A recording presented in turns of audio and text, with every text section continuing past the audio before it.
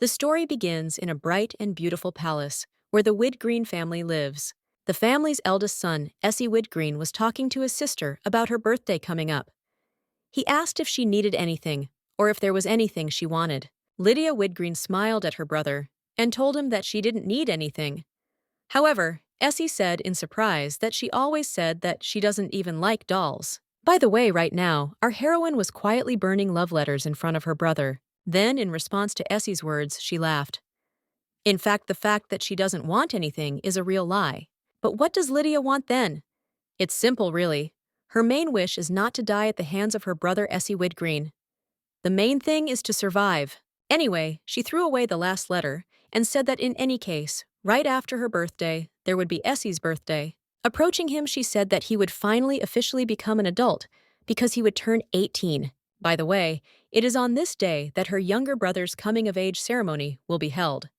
This is the day when the heroine will appear before them. And this is also the day when our heroine will finally escape from here. Lydia could not wait for it. The action then takes us to the night city of Seoul, which was quite lively at that hour. In the past reality, she was a university student. But if she hadn't met the man who was stalking her, her life wouldn't have ended like this. The man was bewildered and shouted at her, asking why the hell she was rejecting him if she had smiled at him recently. The girl was very scared. One way or another, she understood that she was not going to give up so easily, so she started to run away and did not even understand what was happening around her. In the end, without even noticing, she found herself on the road, right along which a truck was rushing at full speed. She couldn't believe this was happening to her. She really was unlucky. She thought she was going to die there anyway. Soon after, the action takes us to a bright room containing a crib and a baby, as well as a nanny who was looking after Milady. Yes, that's right.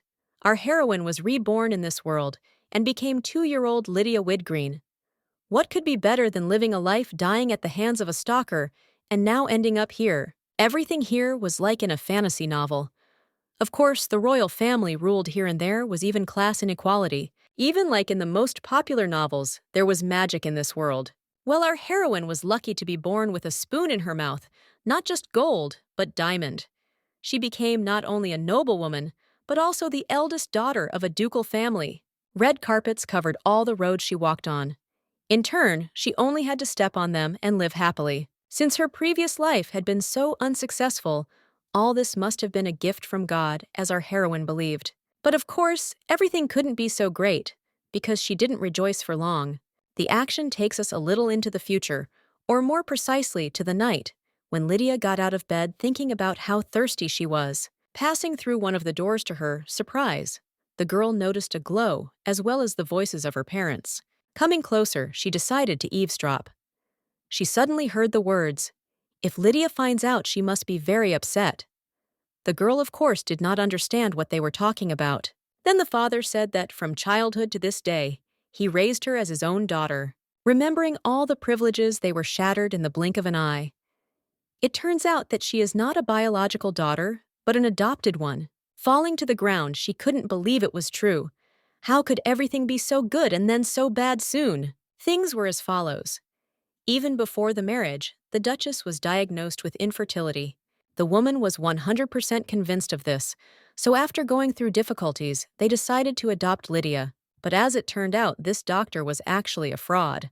As a result, her brother was already growing in the womb of the Duchess, which means that now she has neither status nor life. All the following days, she realized that now she would not be able to return the diamond spoon. Wouldn't she be abandoned altogether when her brother was born? While the nanny was trying to figure out what was going on with Lydia, our heroine was thinking that if her parents decided to kick her out, she hoped that she would at least be able to pack her things. After the nanny asked if everything was okay, the girl got up from her tear-stained pillow and said that she wanted to eat. In any case, she didn't even know what she could take with her. She spent enough time to realize that it would be best to move everything to her room. From day to day, she felt a certain suspense, because she did not know when her parents would get tired of her. Would they throw her out of the house today or tomorrow? So 7 years have passed. Why haven't they kicked her out yet? Lydia couldn't explain why she was so emotional. By the way, today was her birthday, and she was 11 years old. She was wondering when they would kick her out anyway.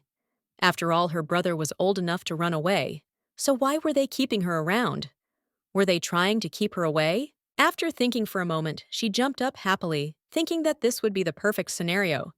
She would even say that she was incredibly lucky. At that moment, 7-year-old Essie Widgreen walked into the room. One of his special features was that he always took his sister's side. Seeing her brother, our heroine ran up to him and asked what happened. The guy happily said that today was her birthday. Soon he pulled out a huge bag from over his shoulder and said that it was his gift for her. Lydia looked at it all in bewilderment and was surprised at how huge the gift was. When did they manage to prepare it? In any case, she began to thank him, but, pulling the string to open her gift, Lydia's joyful face suddenly changed to one of horror. An unknown girl fell to the ground, looking at Lydia in tears. Our heroine looked at the girl's face and realized that she was a maid. Her name was Melissa. Of course, the girl asked in confusion what it was. Essie smiled happily, looking at his sister, and said that it was a doll. He explained that he was going to find the exact same one that broke, but he was told that it was no longer for sale. Anyway, he apologized for it coming out all rumpled, but he still tried to prepare it.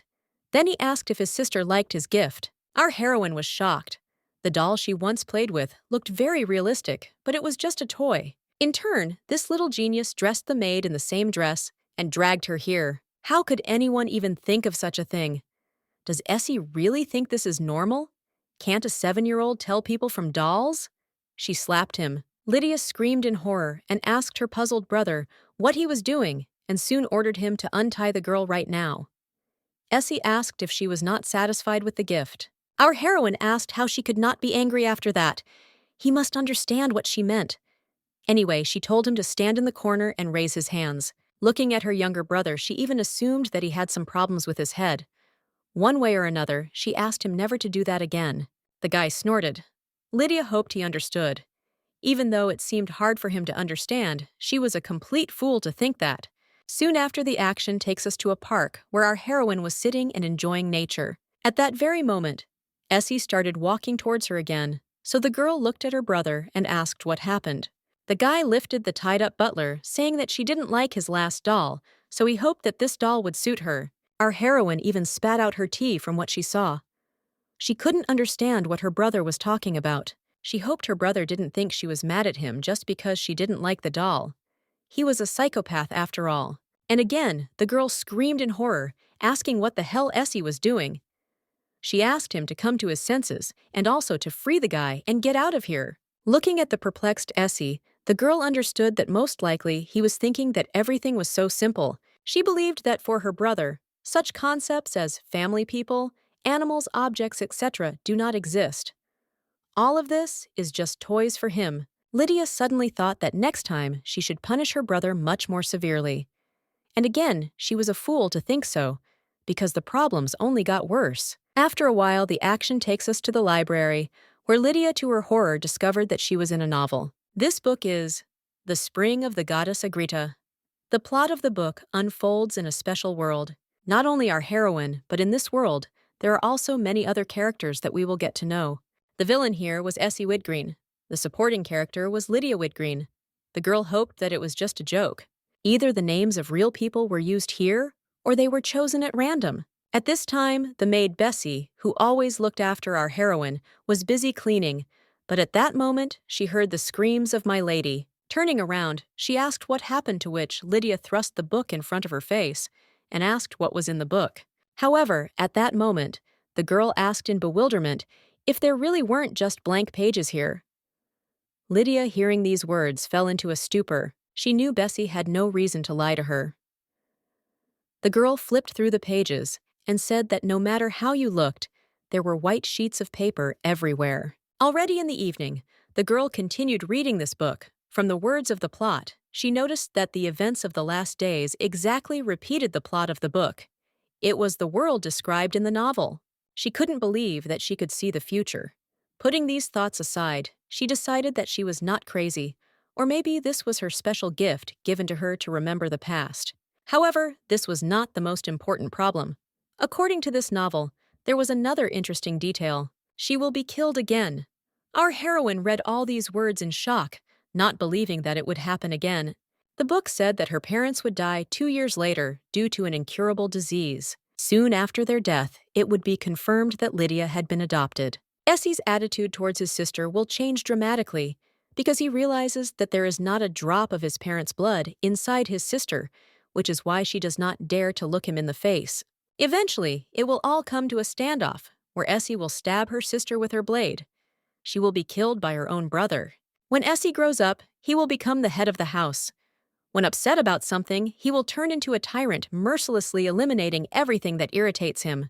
But in the end, this evil man will fall in love with the heroine Agritta. He fell in love with her at first sight, and by the way, he even got rid of everyone who surrounded her. Despite all this, Lydia's death day would soon come.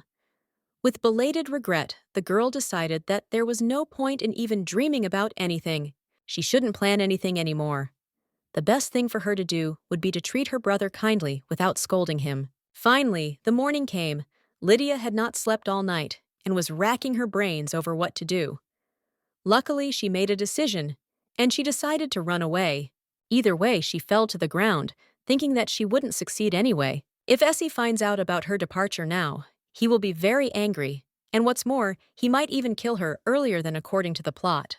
Looking at the ceiling, the girl understood that Essie, according to the plot, would fall in love with the heroine at first sight. At that time, he wouldn't care about his sister, and then she would pack all her things and run away. She thought for a long time about what she should take that day. However, Lydia decided that there was one more important thing to take care of. Before that, she had to prevent her parents from dying. In ancient times, it was believed that it was enough to pray sincerely for the heavens to hear you. That is why she turned to the Lord and asked to hear her as soon as possible. Unfortunately, the prayers did not help. However, the day came when the bells rang and the priest read the words, saying that the dead would rest in peace. Our heroine was very upset that the heavens could hear her, but were still unable to change the future. At this point, Essie called his sister, and taking her hand, he told her that now there were only two of them left. Looking at her brother, she knew it was true. They were alone. All that was left was a minor character who would die at the hands of a villain and the future of that same villain. Our heroine suddenly started crying because she understood that she had screwed up. Essie asked in surprise if she was really crying. Even though she gave up on all of this, her parents' death still saddens her. But what about the escape? It didn't go as smoothly as planned. She didn't even notice how quickly time flew by, so she had no idea when it would all happen. Meanwhile, the girl was asking if all the invitations had been sent properly. She wanted to make sure there were no mistakes and to see if everything was okay with the dishes. At this point, our heroine turned to Alex and asked him to go down to the basement to check the list to see if any things were missing. Soon the action takes us outside. Lydia seemed to be calmly drinking tea, but this was not so because her hands were shaking and sweat was running down her forehead uncontrollably. The girl tried to calm herself down, saying that everything would happen at the right time and in the right place, so there was no need to be so nervous. One way or another, she was glad that tomorrow would be the day when the fateful meeting between the main character and the villain would take place at the event. For him, seeing Agritta for the first time, everything else will lose its meaning. So thanks to this, the secondary character will successfully escape. According to the plans, everything was supposed to be perfect. The escape was supposed to take place at the opening of the party because that's when the heroine would show up. The moment when Essie falls in love with Agritta is the only chance for our heroine. After that, the guy will get rid of everyone who surrounds Agritta, and it will take him a few days. The girl understood that if she missed this chance, she would go straight to the next world. In any case, she decided to drink tea, but suddenly got scared. The reason for her fright was the unexpected arrival of the Duke who came to visit his sister. Bessie soon brought another cup of tea and then told them that they looked happy together. Our heroine had heard this too often, so now it didn't matter at all. At this point, Essie said that he was going to look at the clock tower tomorrow morning, so he wanted to know his sister's opinion. The girl asked if he was talking about the one in the square that is to go with her. Essie nodded, saying that she wanted to go there too. Taking a sip of tea, the girl tried to remember if she had actually said that she didn't know how Essie could still remember it. She didn't want to anyway, she was going to run away. The girl said she had seen the chapel before. It was so old that there was nothing of value in it. Our heroine didn't understand what kind of stupid excuse she had come up with, but she said it was true. Then she asked if it wouldn't be better to destroy the chapel and rebuild it. As soon as Essie said that, if his sister said that, he would think twice. Lydia immediately realized that she shouldn't have said that. She tried in horror to understand what kind of crazy thing she had done, because she should have understood everything much earlier. The very next morning, Essie approached Lydia and reminded her of what they had talked about the day before. Lydia, perplexed, asked what he was talking about. The boy smiled sweetly at his sister and said that he had figured it out completely. That clock tower was now destroyed. Our heroine's brain stopped functioning from yet another strange action of her brother. She asked him a couple of times what he said. The girl asked him if he meant that he had destroyed the chapel in the square. The guy just nodded his head. Anyone hearing this would think the chapel was some kind of pathetic sand castle. Lydia asked him why he did it. Did he understand that this was madness? The guy in turn said that it would have been even better if he had done it a little earlier. Then he held out the cookies for his sister, but she said that she had had enough. Lydia, meanwhile, realized that her brother really was a psychopath. But why did she say such a stupid thing yesterday?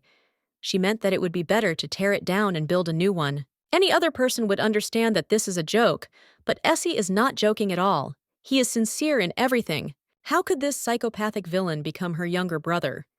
He didn't even think about the random victims, so she has to justify herself in front of their chapel?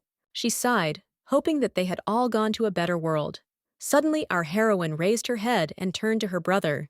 The girl asked when he destroyed the tower, to which the guy calmly replied that he did it in the morning. Our heroine jumped up in incredible shock and rushed somewhere. Essie asked her sister in surprise what happened.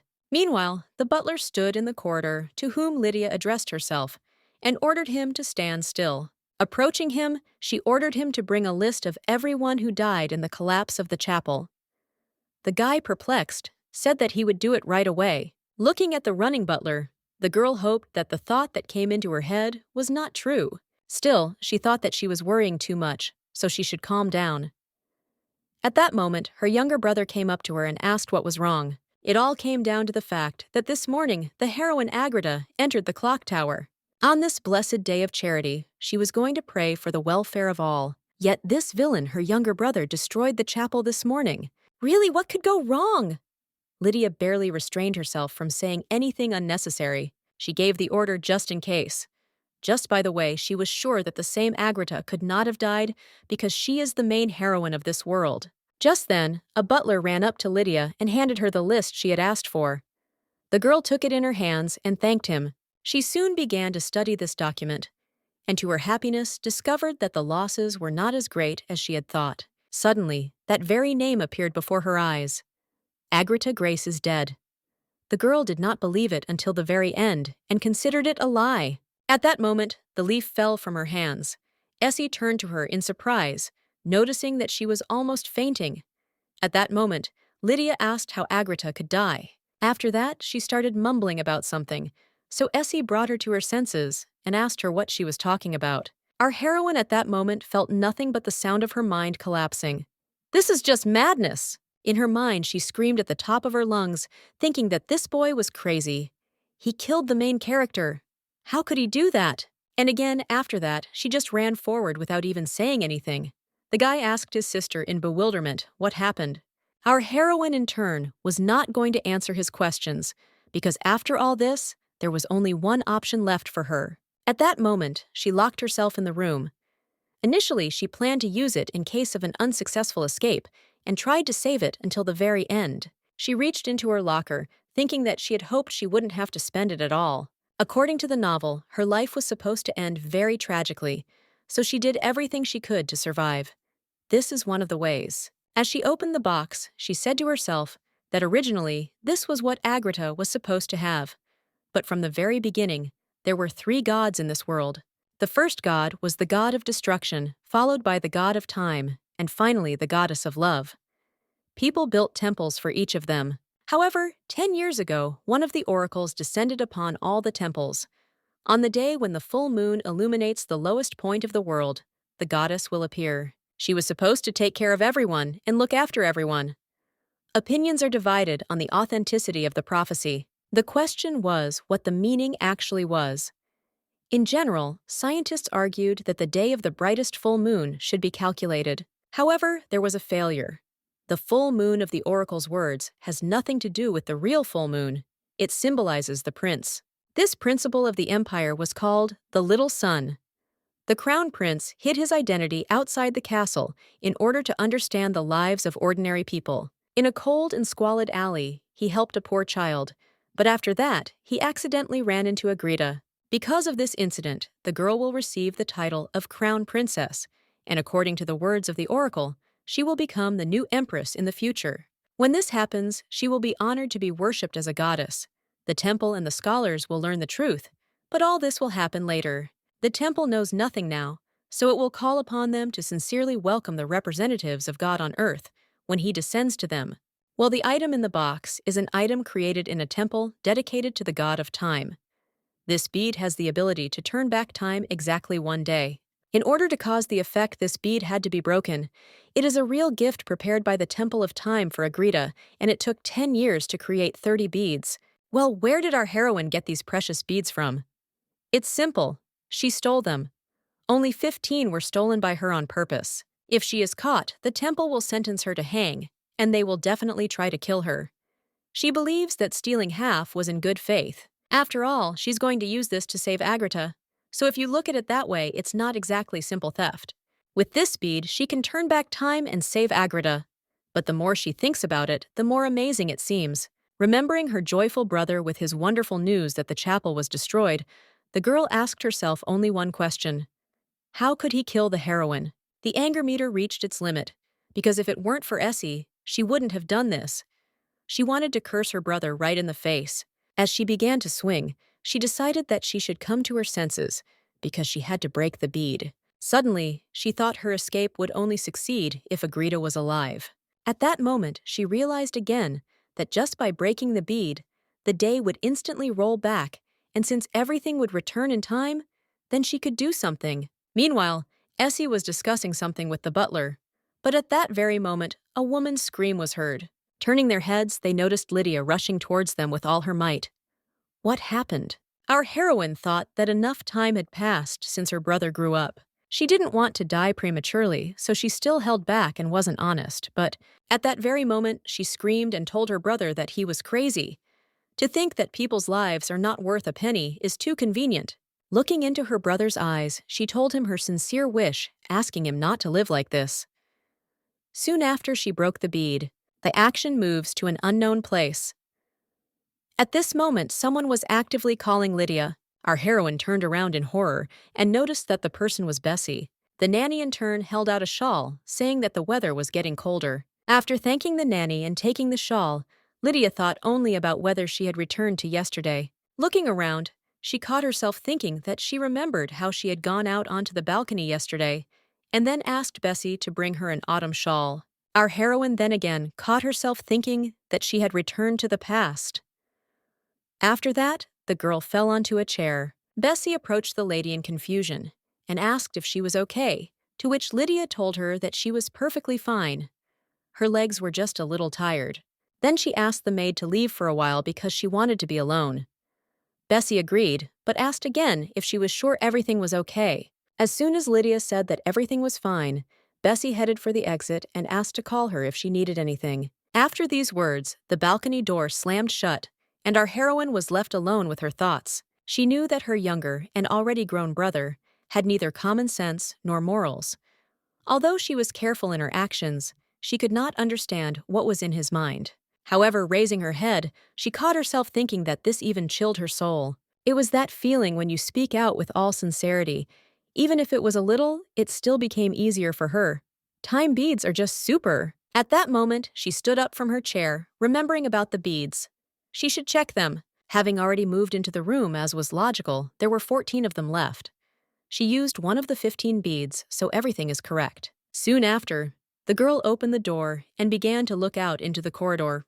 Finally, seeing the butler on the horizon, she asked him to come to her for a second.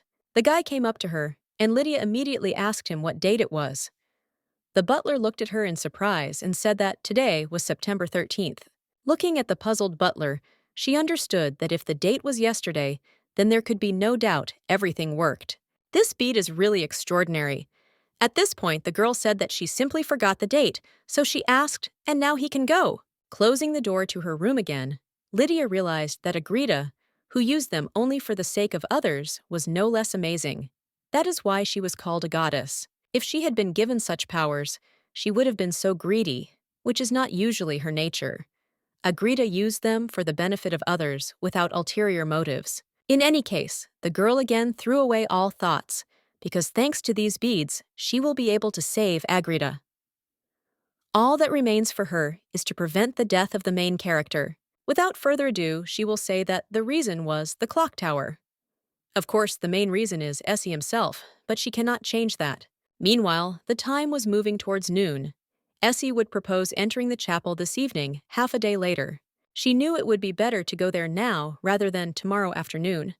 Her brother had been busy all day and had not left his office, and it was rare for him to see a glimmer of light in the evening. Lydia knew that only he could achieve such abnormal results in such a short time. He really was a real psychopathic villain. She naturally shouldn't say that the chapel is old, or that it wouldn't hurt to demolish it, but that's not enough because her opponent is Essie. Suddenly standing up, she wondered, what should she do? Was there really no other reason for her refusal? At that very moment, enlightenment came into her head. Or rather, a new safe and plausible excuse. So evening came. She went down to the drawing room to have tea, and no good reason came to mind. Smiling slyly, she thought that she had come up with something else instead. Since she had no reason to say no, she would do everything not to say it. Before thinking that this sounded like the ravings of a mare, one only had to listen to her plan further. Essie was in the garden that day and seemed to have found her by chance. When they met, he suggested that they go on a tour of the clock tower. The best way to turn down an offer is to not hear it at all. In other words, as long as she doesn't run into her brother this time, everything will be fine. She deliberately moved the scene to the living room. Her brother was busy with work. He would spend the next hour in his office, and before that, she had to leave. She just needs to go to her room and not come out until tomorrow. It's worth the time to worry, but a tragic death of a main character like this would never have happened just like that. At that very moment, the brilliant plan, as well as the thoughts of our heroine, were interrupted by her brother turning to her. The girl turned around in confusion and noticed Essie in front of her. The guy looked at his shocked sister and asked if she was okay. Our heroine, however, continued to look at him in bewilderment and ask herself how he ended up here and why the events of the past should not have been repeated. At that moment, a maid entered the room, noticed the Duke, and said that she had sent Alex some time ago. Lydia asked in confusion what had happened, to which the girl replied that she had not been herself since the morning. Bessie was surprised and shocked that the lady did not respond when she called her, as if she had completely withdrawn into herself. The maid thought that the master should know about this, so she sent Alex to fetch him. As soon as he said this, Essie came down here. By the way, she said that the lady's thoughts were completely out of place. Our heroine was in incredible shock that such a setup from Bessie happened. Essie looked at his sister in surprise and said that if he had known this earlier, he would have come to her immediately. Lydia said with embarrassment that everything was fine. The girl immediately thought that if her brother again offered her to go to the clock tower, she would not be able to find an excuse to refuse. Suddenly, she caught herself thinking that she could take advantage of this misunderstanding and pretend to be ill. Having decided to act on this plan, Lydia suddenly feigned a headache, saying that she really felt unwell. The girl began to demonstratively bow back, but at that moment, Essie grabbed his sister and asked her if she was okay. Our heroine suddenly felt an unplanned admiration. Her brother's torso was strong and quite adult. She hoped that she had managed to push her brother away from her. However, at that moment, the guy looked at his sister with empathy and asked where and what hurt. Lydia thought that if she described her symptoms in too much detail, her lie would be quickly exposed. She said that she had little energy, that she felt weak, and had no appetite. The girl said she didn't know what was happening to her, but she was exhausted. Essie kept hugging her, and it seemed strange. She remembered how he wanted to outgrow her when he was so little, but now she felt so protected. At that time, he was cute, and if we talk about beauty, Essie can be compared to an elegant doll. The guy suddenly asked if Lydia had gone out anywhere. Our heroine looked at him in surprise, and he told her that since he had been busy all the time now, he could devote a little time to her. The guy then suggested that they go to the square together the following day. After all, she had said earlier that she wanted to see the clock tower. Lydia screamed in her soul as loud as she could. Her plan had failed once again. Essie said he would have time during lunch, and our heroine suddenly began to cough, telling him that she couldn't do it. At that very moment, he ordered the servants to call the doctor, and if the doctor who was in their mansion was not able to take care of his sister, then he was not worth a penny. After he said that, he wouldn't leave it like that. Our heroine started hitting the red button, thinking that this was no longer a joke, and the situation was becoming dangerous. The girl suddenly screamed and said that it was all because of the dust. She coughed because of it, and nothing serious happened. The doctor brings her powerful supplements. She understood that if doctors were called in like this, 9 times out of 10, they would be morally destroyed. Their doctor was a father of 3 children. At this point, Essie sighed heavily, and soon after put his hand to his sister's head, saying that she had no fever. The guy decided that this whole so-called problem was a distraction. In that case, he suggested going out as early as possible and having lunch in the fresh air. Lydia, with tears in her eyes, understood that things were incredibly bad, because she could not run away now. She could do nothing but agree. However, she didn't understand why they were in the square and making so much noise. Why was Essie upsetting his own existence? Why was he like this? But at that moment, Bessie looked at our heroine and said that they looked great together. Of course it was sad that history turned out this way, but still the tower has not yet been destroyed. Our heroine's ultimate goal is to prevent Agritta's death. At least she shouldn't have died under the rubble of the chapel. When Lydia was getting ready for the walk, she said for sure that she would never say anything bad about the tower, even with a knife at her throat, and even if a sword came into play. Our heroine knew that in any case, she had to think positively about the tower. She had to avoid Agritta as long as possible. Just look at the tower and come back. The action moves to the main hall where the butler and Bessie were. As soon as they saw the lady, they were pleasantly shocked because she looked beautiful. Our heroine had heard people say that when she dressed up, she looked like a blooming rose. Quite a nice compliment. Lydia bowed in gratitude. However, she decided that the title Blooming Roses was quite funny because roses have thorns. It's a kind of combat gear, of course, against Essie. In any case, she decided she should get back to the main thing. She should think of this as a distraction for the perfect escape. By the way, it had been a long time since she had left the house at all. Bessie suddenly asked the Duke if he was coming down. Suddenly she cried out. The girl looked at the Duke and was incredibly shocked by his beauty. Lydia understood that even though he was like a scary ghost to her, she still had to admit that the suit suited him very well. The boy walked up to his sister and extended his hand, asking if they could go already. Still without thinking twice, she took her younger brother by the hand and said that they could go. As Lydia stepped outside, she remembered it was 11 a.m. Agritta should be at the charity right now, not the chapel. She knew that if they were both just wandering around the square, they shouldn't run into her. However, somewhere around midday, a charity event will begin distributing food to those in need in the center of the square. Of course, she can't go there. Ignorance of the law is no excuse. Looking around, Lydia wondered what Essie would do when, to her surprise, our heroine saw a very beautiful hair clip in front of her. Essie came up to her and asked his older sister if she liked the hairpin. The girl knew that now was not the time to look at costume jewelry, but she also knew that it was worth buying. Lydia smiled and asked to give her one. Reaching into her bag, our heroine began to look for her wallet, but suddenly there was silence. The girl was horrified to realize that she couldn't find her wallet, which meant the situation was an emergency. She couldn't believe that some pickpocket had stolen her wallet.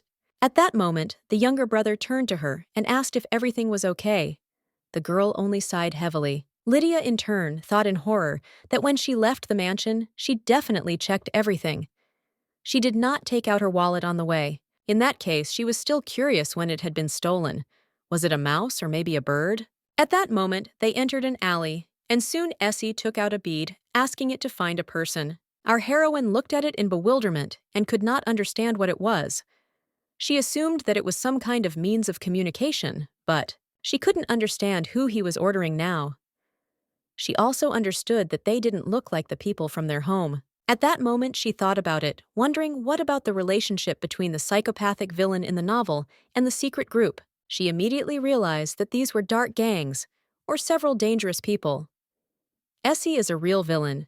Maybe it's because Essie became a duke at a young age, and he needed his own power ever since their parents died. By the way, we are not even talking about physical abilities here. A secret squad that will become his right hand. However, just because Essie has his own organization doesn't mean he formed it. So what would a psychopathic villain do in this situation? Here's the answer. This guy will kill the head of the existing organization and take his place. But why do its members who lost their leader overnight obey Essie? Our heroine did not know. She decided that they were subdued by force. And she still thinks so. Lydia eavesdropped on her brother, wondering, was he talking to a gang member? In fact, the reason she hasn't been able to escape yet is because of Essie's connection to a secret organization. If she were caught trying to escape, she would die on the spot. Lydia's fears would come and go. The girl immediately became thoughtful and began to talk about how her brother should have Agritta. She prayed that the goddess would save her from the villain. At this point, Essie said that some time ago, a noble woman with red hair had her wallet stolen, so he wanted them to find this pickpocket. Soon after, he hid the bead and turned to his sister, and suggested that they head to the chapel since they had come to see her. Well, the thief would be caught. Our heroine agreed, but she was still more worried about Essie's people than about the thieves of her wallet. Made her way to the chapel. She realized that she was nervous and very tired. In any case, she had to escape tonight. However, she must also be careful, because if she lets her guard down and crosses the center of the square, she may encounter Agritta. At that very moment, a voice came from the Duke's jacket, addressing the gentleman, and saying that they had already found the target. Our heroine was shocked that everything happened so quickly. The guy in turn ordered to report all the information. Aides said the street pickpocket is so small. He looks like a child and pretends to be sick while stealing from people. Lydia was still shocked that these people were able to find the pickpocket with so little information on him. This is like the power of a criminal cartel. Essie in turn said that now he understands why he did not notice anything. He immediately asked for the location. The voice told the gentleman that the target was at 3 o'clock. If they could see the roof, the pickpocket was right underneath it. Without further ado, Essie grabbed his sister by the arm and began to lead her. The girl was perplexed. Raising her head, she noticed her brother's crazy look and decided that he seemed to be about to kill this guy. Noticing the boy they were starting to catch up with the girl, mentally asked him to run as fast as possible. Essie couldn't understand why the guy avoided crowded places if he was in the very center of the square. The voice told him that the boy was afraid of being caught, and it also seemed like he was trying to escape by handing over the stolen goods to his gang. Lydia knew they had the answers they wanted. Wasn't that enough? Soon to her horror, she heard that her brother was up to something. The girl in horror asked him not to even think about it, but Essie said in a cold voice that this freak should be eliminated. Our heroine was in incredible shock. Soon she remembered about Agritta and began to hope that she was not in the square now. Without even thinking, a huge explosion occurred in the center of the square, which resulted in many casualties. Realizing what horror had just happened, Lydia screamed in horror and told her brother that he was a psychopath. After some time, our heroine thanked herself for the fact that everything happened exactly this way, because when she went outside, she took a bead with her just in case. That is to say, that's right. She spent it to go back a day again. In the central square, where Agritta was helping to distribute free food as part of a charity event, a powerful explosion suddenly went off. And of course, this led to another death of the main character. Lydia was furious and desperate. If it weren't for the explosion, the chapel wouldn't have collapsed. Our heroine couldn't understand why everything was exactly like this. Was it her fault that her wallet was stolen? Or was it the pickpocket's fault? Of course, the responsibility lies with those who are engaged in thefts right in the middle of the square, and the villain is to blame for deciding to bomb the central square. If it had happened just once, then she would have been able to understand and accept Essie's problem. But Agritta has died twice already. Why is she so unlucky? At that very moment, the girl opened her eyes in horror, asking herself if Essie was really that unlucky. By the way, she decided to take a break and check her beads. There were already 13 of them left in the box. Lydia knew she had done a good deed after all. Aside from Agritta, yesterday she had saved the lives of many people who were destined to face death. However, despite the benefits of the bead, none of this would have happened if it weren't for Essie. Despite all her complaints tomorrow, she will go with him to look at the clock tower as if nothing had happened and will definitely return from there without incident. This time, she was without a purse and did not pay any attention to her surroundings. Lydia took in the sights, calmly starting from the pedestrian walkway and right up to the outside of the square. And then, at some point, they finally reached their cherished goal. They were standing right in front of the chapel doors. Once inside, she was still being escorted to the clock tower. Nothing happened to her friends here, and they actually got there safely. Soon our heroine finally climbed up and was able to see what she had been trying so hard for. It was self-evident like a dream. She tugged at her cheek and asked if they could go back. Now, Essie asked if she really wanted to leave already. Lydia told him that she had already seen the chapel. Essie then sighed and said that if she wanted, they could come back. However, our heroine felt that something was wrong here. If everything was so easy and simple, then she felt incredibly sorry that it all happened only now. Tears started flowing involuntarily. Why work so hard for something simple? Her precious beads to her deep regret were already broken. The younger brother asked Lydia in surprise what had happened. Continuing to cry and wipe away her tears, the girl said that she was incredibly happy that she finally got to see the tower. It may seem surprising, but she was half honest.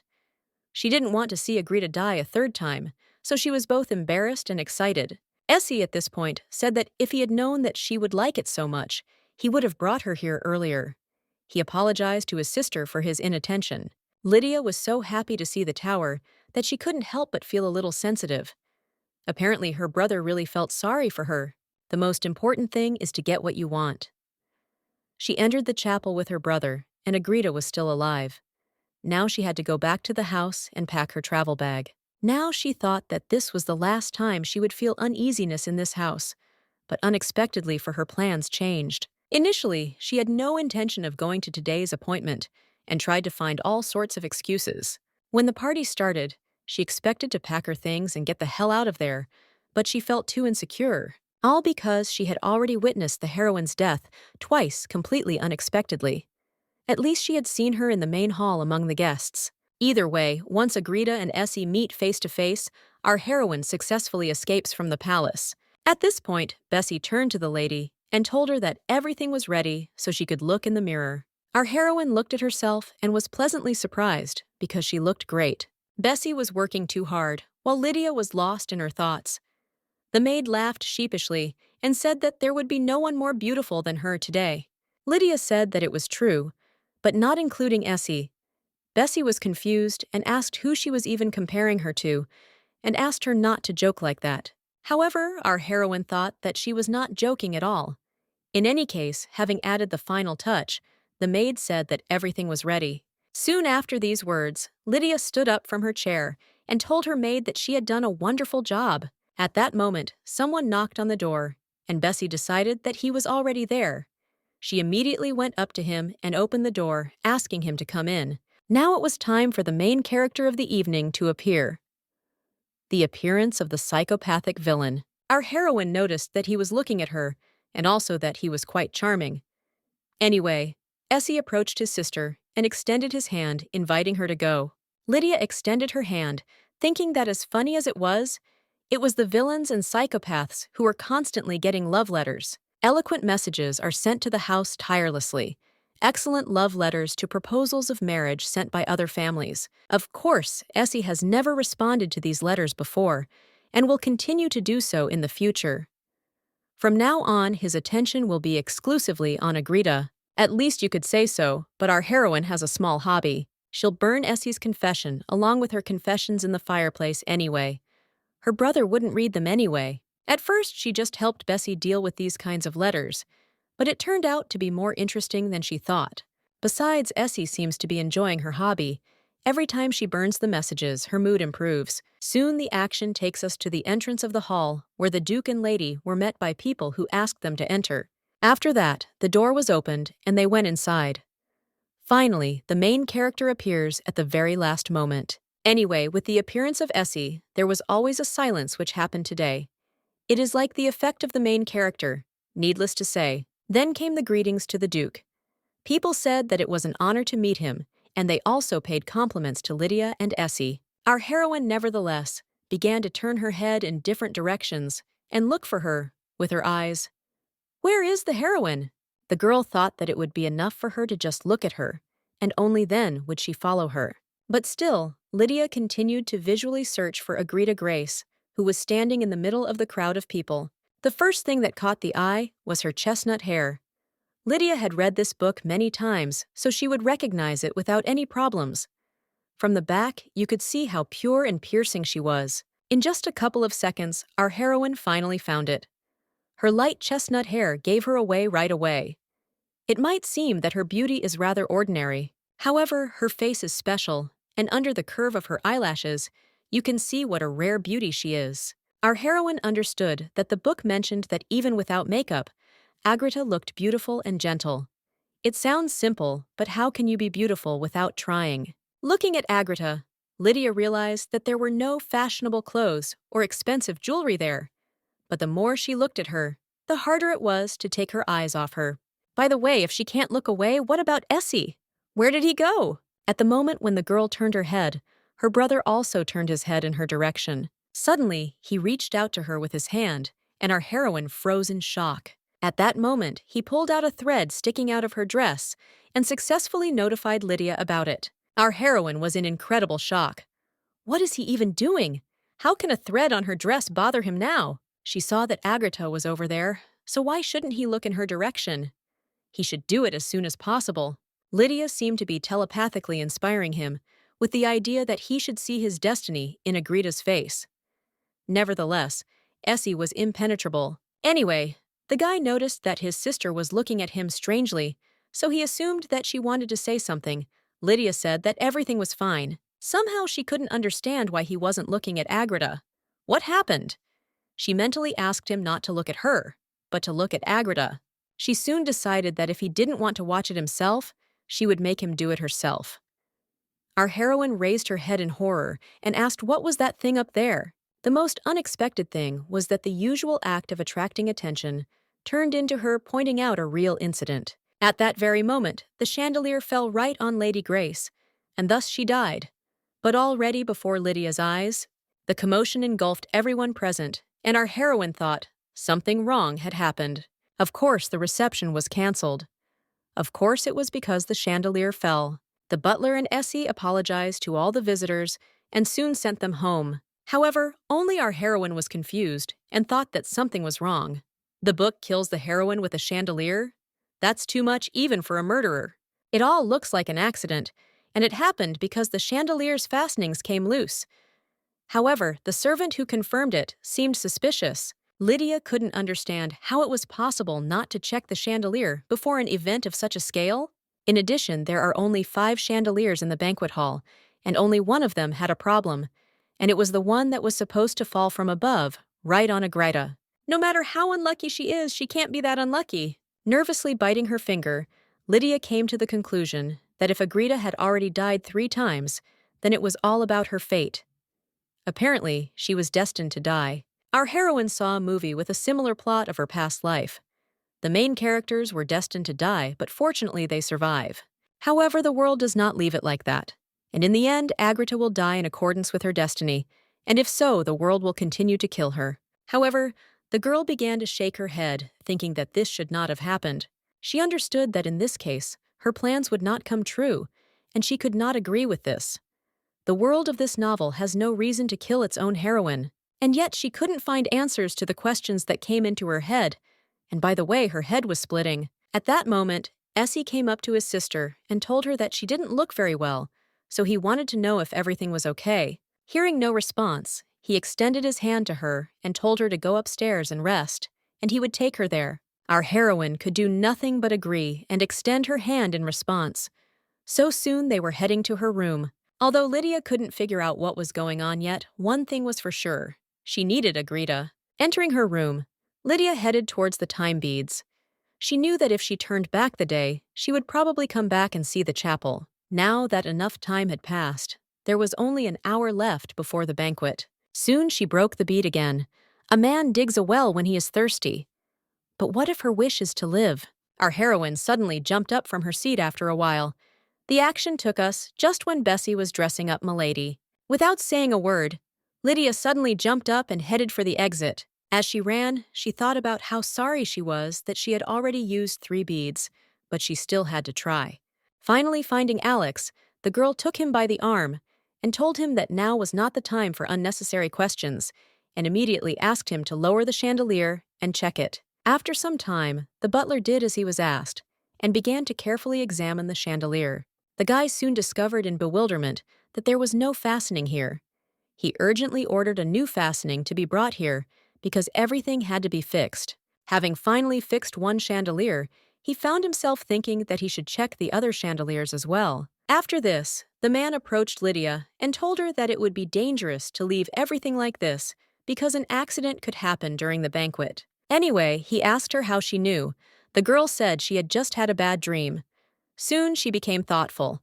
The chandelier was fine now, but her gaze then turned to the statue, which seemed suspicious to her.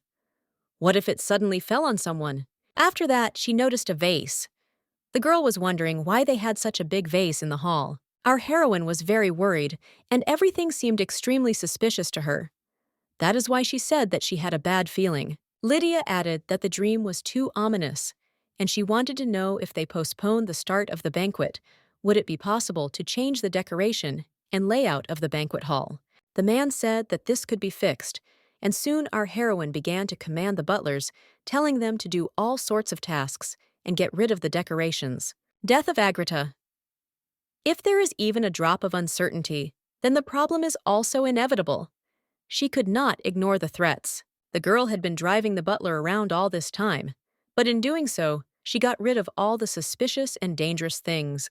After some time, Bessie continued to dress Lydia, and she in turn gave the last instructions. After a couple of minutes, the maid breathed a sigh of relief and told her mistress that everything was finally ready. The girl told her that she had done a great job. Now looking around, our heroine thought that there was no longer any visible danger, so she did everything she could. At this moment, the butler approached our heroine and said that the Duke would be ready soon, so she should go upstairs. The girl said that she understood and was about to head to her room, but suddenly she stopped. The butler asked in surprise what had happened. Our heroine pointed to the carpet and said that the material looked unreliable, so ladies in high heels could slip and fall. Looking at the butler, she asked him to hurry up. Of course, the man could say nothing but agree, and yet our heroine herself understood how strange and fussy all this looked in the eyes of those around her. Even those who silently followed the instructions looked embarrassed. With a heavy sigh, the girl told herself that they could think whatever they wanted. It was better than losing Agritta and then having to repair the mansion. She certainly didn't care what they thought of her. The most important thing was to prevent Agritta's death, and she had to find out what the problem was. Soon our heroine was walking to her room and thinking that before she broke the bead, she came to the conclusion that there must be something wrong with Agritta. If it's true that the world really wants to get rid of the main character, then this world has some kind of problem, and maybe it's the heroine herself. In fact, the problem may be in both cases. It is very difficult to deal with global problems on your own. It is worth watching everything carefully. One way or another, the main character needs to be watched more closely. Our heroine must be on guard for the entire banquet. At this point, Essie turned to his sister and asked if she was nervous. The girl said in a heavy voice that she was very nervous. She thought to herself and decided that she had no reason to worry. Standing in front of the entrance, she realized that she was attending the banquet with Essie as a member of his family. But she couldn't say that it was because of Agritta. The girl suddenly smiled sweetly at her brother, telling him to tremble with delight. Today, he would come of age. Essie just looked at his sister in bewilderment and remained silent. The girl did not understand why he was silent and hoped that he understood what she was talking about. Anyway, the butlers opened the doors and soon they were back inside. Lydia thought that this time she would succeed. Entering inside, as last time, all the guests began to greet the Duke and Princess Lydia. Everyone said that for them, most of them will meet them. They told them that they always looked so beautiful, as if they had come out of paintings. All the girls, by the way, shyly congratulated the Duke on his 18th birthday. The meeting looked no different from the last time, and there should not have been an accident this time. Then she turned her head and noticed Agritta, realizing that nothing had changed since Agritta had returned that day. Of course, it was impossible not to notice Essie's indifference to the heroine, but wait, is Agritta really coming to them? Is she going to come up and say hello to Essie? Does it matter when the heroine dies? At this point, Agritta's survival is paramount, so she would like to be careful, but at that moment, Alex approached her, and they discussed something with Agritta, shortly after which they bowed to each other. Right after this conversation, the girl turned around and started to leave. Our heroine just looked at her in bewilderment and did not understand where she was going. At that moment, Lydia caught herself thinking that Agritta should go out to the backyard, passing through the center of the hall. Initially, before talking about sponsorship, Essie asked her name. They almost got together, but it seems the moment was lost. Charity. Lydia wondered what was wrong with it. Agritta was going to the garden anyway, so Lydia decided to find a tree or bush to hide behind. Still, she would not like a situation to occur in which the heroine of the novel falls on a rock and dies. Originally, Essie was supposed to follow her, but looking at her brother now, Lydia wasn't sure if he would. That was why she had no choice but to follow her herself. After some time, our heroine quietly made her way to the exit, and opening the door, her eyes widened. Our heroine saw Agritta sitting in front of her, looking at the full moon. Lydia, as planned, hid behind a tree.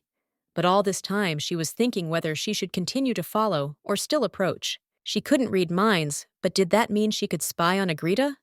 Still, she came to the conclusion that she should go and talk to her. At this point, Agritta sighed heavily and took off her shoes, saying that they were most likely made of poor material. However, she couldn't understand why her legs hurt so much if they were so expensive, or maybe it was all because of her weak body. Our heroine was perplexed. She immediately wondered if Agritta was such a person.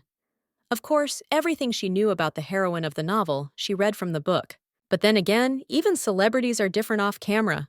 I should have stopped being afraid and just walked up to her. At this point, Agritta asked in bewilderment when she could return. She didn't have a mobile phone, so she couldn't even find her way back.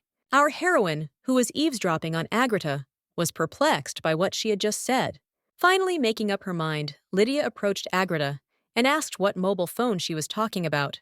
The girl screamed in horror and asked in bewilderment who she was and whether she had really heard everything she said. Somehow she still knew she should answer the question, so she said it was the name of a toy she played with as a child. Our heroine whispered to Agritta whether she was from a country called Korea by any chance. The girl instantly jumped up from her seat and, grabbing Lydia by the hand, happily asked if she was also from Korea. She looked happily at our heroine and asked if she was really Korean too. Agritta was incredibly happy to see her compatriot, and in such a place.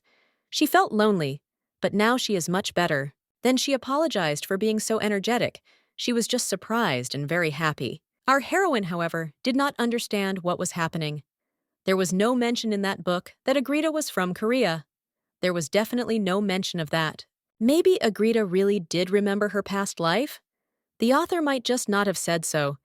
In any case, how would she cope with this situation? Agritta, at this moment, approached our heroine and asked how she got here. And again, the girl stopped thinking that she had started talking nonsense. But all this was because she was too happy. Agritta looked at Lydia with admiration and still asked how she got to this place because it was written about in one book.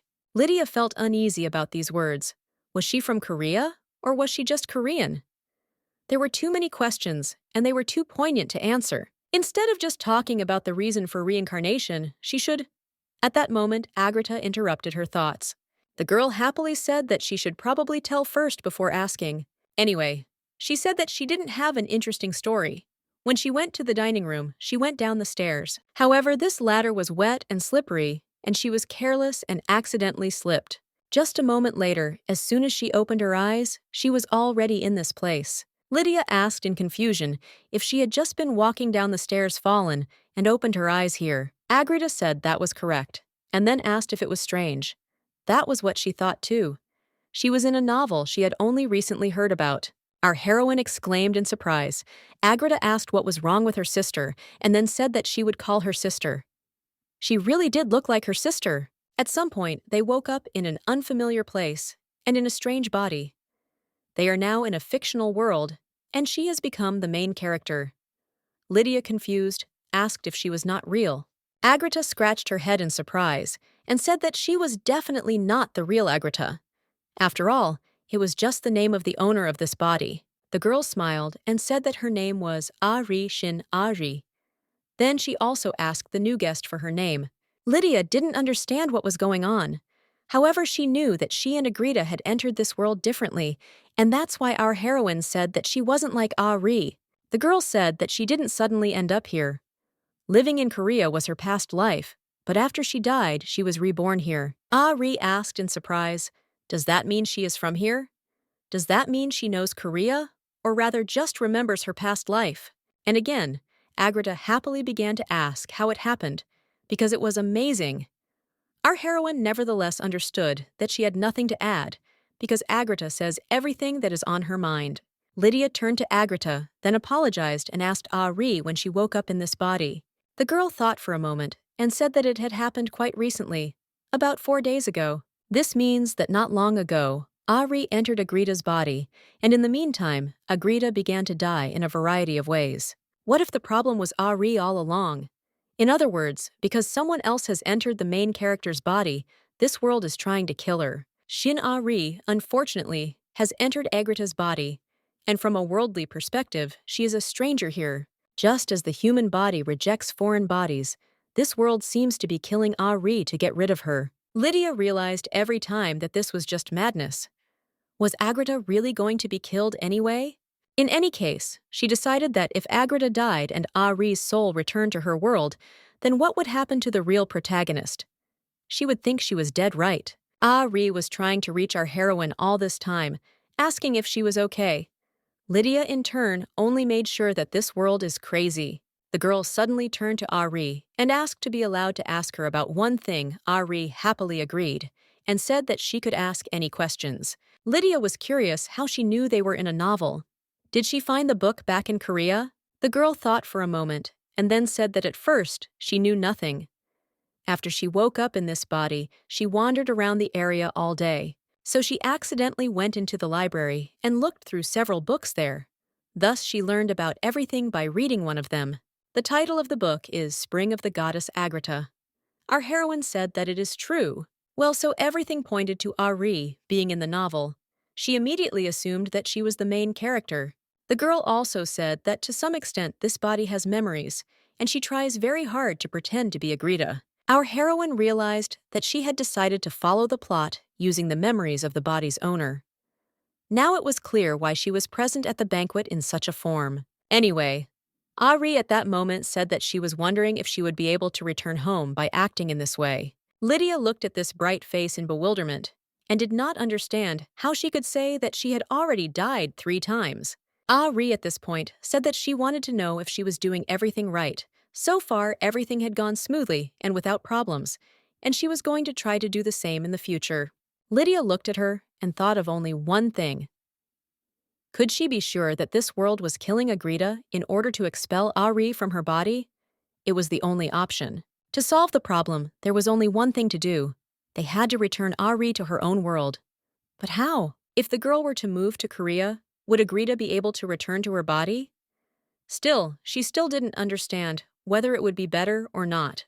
Ari at this point turned to our heroine and asked if there was a pond here. Is there only a garden here? Lydia asked in surprise. What a pond had to do with it? The girl told her that they had found out that they had different circumstances of movement. It was nice to meet you, but she forgot to put on her shoes in all this fuss. The girl said she should put on her shoes, but she thought she should wash her feet first. That's why she wanted to know if there was a pond around here. Our heroine assumed that he might be in the courtyard Ari, then thanked the girl and headed there. However, at that very moment, the girl remembered that she couldn't just let her go alone. Lydia ran to her, telling her that it was dangerous, and she didn't want her to go there. Ari asked in confusion if the pond was really that dangerous. Our heroine told her that it was dangerous for her. Now Ari would go there barefoot, and an ant would sting her, and ants can be poisonous. Ari, however, said that everything was fine because she was just going there to rinse her feet. She didn't understand why she had to be so careful, because even if she fell into the water, she could swim. But at that very moment, the girl slipped on the grass, which was slippery because of the water, and fell into the water. The depth of the reservoir was not that great, but for Ari at this time, absolutely everything was dangerous. Our heroine couldn't let her die, so she took off her shoes and jumped into the water and asked Agritta to wait a minute. Lydia fortunately had learned to swim quickly, and of course there was no one else to save Agritta. Swimming up to the girl, our heroine asked her to be calm, because everything could turn out much worse. Our heroine must have saved at least someone from drowning. When saving a drowning person, it was worth considering that he would become exhausted and eventually run out of strength. Lydia knew she had to save her. But what should she do? What was the first thing that came to mind? While thinking about how to save the girl, Lydia didn't even notice how she needed help too. However, at that very moment, someone reached out to her and grabbed her. It was like a ray of salvation. In just a moment, our heroine found herself on the ground, and now just calmly coughed. Raising her head, the girl saw Essie in front of her, who ran to her aid. Looking at his face, she assumed that he was very angry at this moment. And by the way, more than ever. Lydia, however, only coughed anxiously, and with all her might, begged her brother to help Lady Agritta. Without further ado, the guy stood up and pulled his sword out of his holster. Our heroine didn't understand what he was doing. After some time, she woke up in her bed, or rather even jumped up in horror. Almost immediately, the girl realized that she was in her bed, and in her nightgown. But what about Agritta? The last thing she remembers is Essie suddenly drawing his sword and heading towards the pond. At that moment, the girl felt someone's quiet breathing and became very scared. Turning her head, she looked at her brother in bewilderment and asked him what he was doing here. The guy nevertheless put his hand on her head and pinned her to the pillow again, telling her that she should sleep some more. Lydia, of course, couldn't sleep without asking what was troubling her most. She wanted to know what had happened to Agritta. Essie told her that if his sister wanted anything, no matter what, he would do anything. However, he couldn't help but say that he was a little angry this time. Our heroine immediately clasped her hands anxiously. When she met Essie near the pond, she immediately thought that he was angry, but that was just the tip of the iceberg. The girl understood that she had made her brother worry, so she couldn't help but apologize to him. But she is his little sister, while Essie is the only one who cares, and at the same time gets angry. But still, she is not his blood sister. She is the one whom, according to the plot of the novel, he will simply kill. The girl understood that this was a completely natural future, but why did her heart feel so heavy again? If she were to ask her brother now about Agritta's well-being, he would definitely not answer her. Just at that moment, he touched his sister, and stroking her head, asked her to fall asleep quickly and wake up quickly. She would think about the rest in the morning. And finally, morning came. Our heroine, as soon as she opened her eyes, jumped up incredibly quickly. Was it all a dream?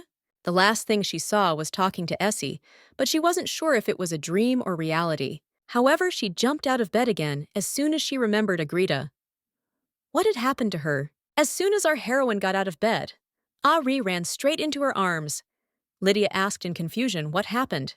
Bessie and the doctor followed her into the room and were incredibly happy that the lady had already woken up. The maid said that she was very worried, and the doctor began to follow and ask Lydia how she was feeling. Our heroine wanted to say that everything was fine, but this situation amused her. The doctor checks her pulse, and Ari is stuck to her. Agritta looked at her, and with tears in her eyes, spoke about how scared she was. Our heroine said that she understood her, and also she was glad that she felt her warmth under her palm. Alive. Essie did save her after all? But why did he draw his sword at the last moment? Ari, who was hanging on Lydia like a teddy bear, asked her sister what if that pond was cursed.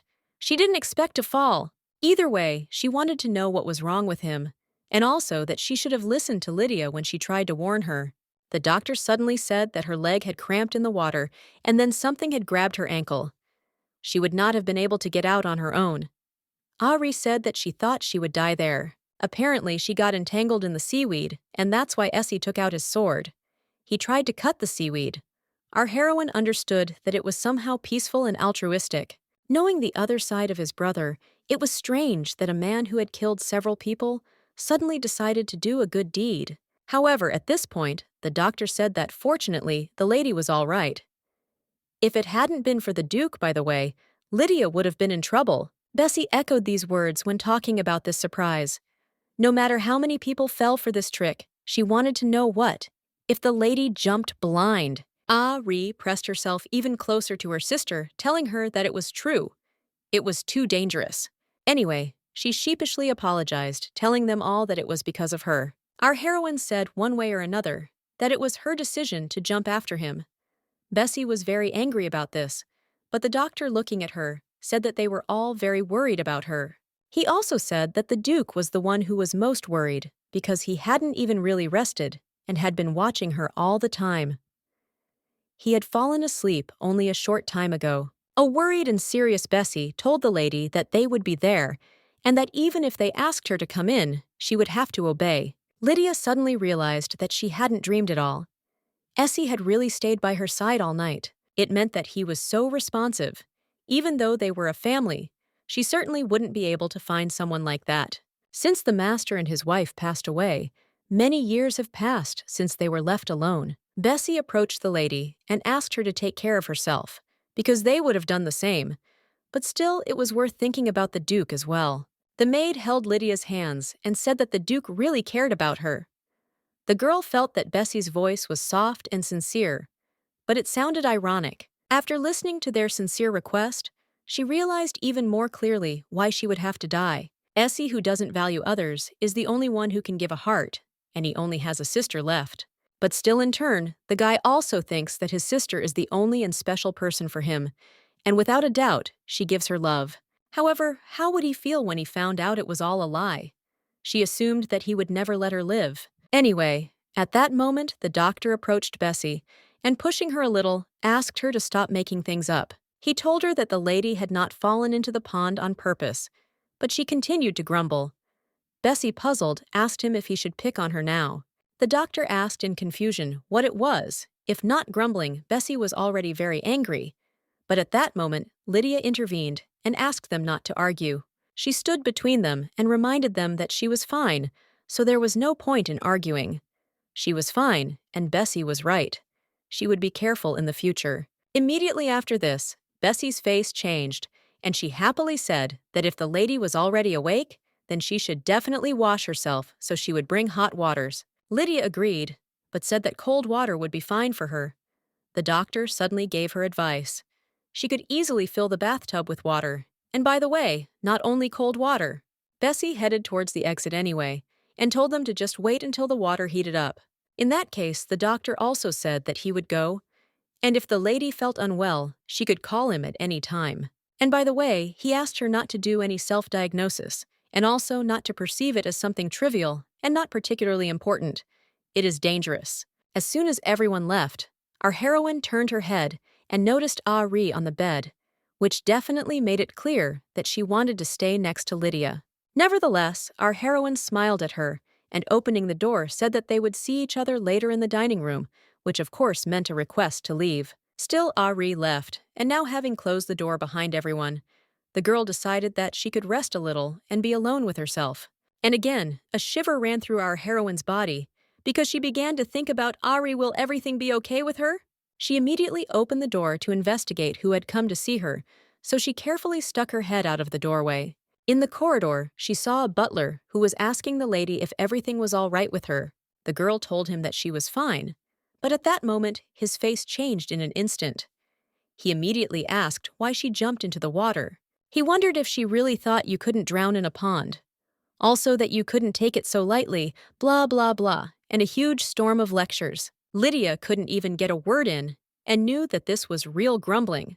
By the way, her head was hurting a lot, so she wanted to be left alone. After that, the butler just grumbled. Non-stop. Our heroine literally couldn't stand it all, so she ran out of the room. Afterwards, the Grace family paid them a visit, and together they thanked the Widgreen family for saving their daughter. Lydia was even embarrassed by this, so she said that everything was fine, so there was no need to thank her. However, looking back, it was kind of funny. She could still feel the cold water, and Essie was the one who saved Agritta. Anyway, Agritta's parents thanked them endlessly, and soon left, and they arrived right after she woke up. What madness! Finally sitting down on the sofa, our heroine decided that she needed to collect her thoughts. In any case, Agritta is now unconditionally doomed to die, but who kills her? The world. And why? Because this is not the real Agritta. This is not the real protagonist of the novel. How much Shinari has entered Agritta's body? Now the world is trying to kill her to get her out of here. Just think a 10-star holiday party. Secondly, our heroine was interested in whether it was possible to save Agritta, who was destined to die. It was probably possible, but she is far from being able to save Agritta. Lydia actually accompanies her on her way to the underworld.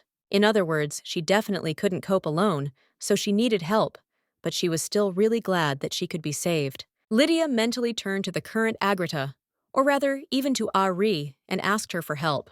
She would like to confess to her everything that has accumulated in her heart, but nevertheless the problem is that she is not sure of her feelings. All she needs is for Agritta to attract Essie's attention, and all this in order to safely leave the mansion.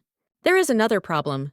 However, Essie was attracted to Agritta only because she was Agritta. Now that she was no longer the real Agritta, Ari had no idea what would happen next. And in general, our heroine doubted Essie was next to her while she slept, which means he sat next to her all night. If everything went according to the plot, Essie would have seen Agritta and fallen in love with her at first sight. Thus, Essie would have stayed with Agritta last night, not with her. Everything was too ambiguous, and it really upset our heroine. Anyway, she decided to think positively. The only thing she could count on now was Agritta. Without her, she will die without accomplishing her goal. She is truly afraid of dying during the escape, and besides, Essie is not someone to fall in love with. However, despite the fact that the events differ from the plot of the book, Essie still saved Agritta. Even if it is not love at first sight, there is still hope. In that case, there is only one thing left for her now. Just at that moment, Bessie came into the room and asked how things were. She offered to bring something to eat. Bessie asked if she should have some food brought to her room. Lydia smiled and asked the maid to set the table in the dining room, and she would eat there. Already on her way to the dining room, our heroine thought that she needed to tell Ari everything she needed to know why she was getting into trouble. She's in the dark now, but they can at least avoid anything that might pose a danger to her. The only question was how to make her believe her. That was the hardest question. At that moment, our heroine was pulled out of her thoughts by the joyful cries of Ari, who was calling her sister and saying that she was here. The butler asked Milady to forgive him, but still, when communicating with aristocrats, it is customary to speak more respectfully. Ari looked at him in bewilderment. Lydia thought that this butler only allowed this towards her, but he didn't care who he lectured. Suddenly, our heroine noticed some unknown flying object near the butler. "What is this?" After looking a little closer, the girl screamed in horror, saying that there was a bee in the building. The maid cried out in horror, and the other began waving her hand, bewildered that they were here again.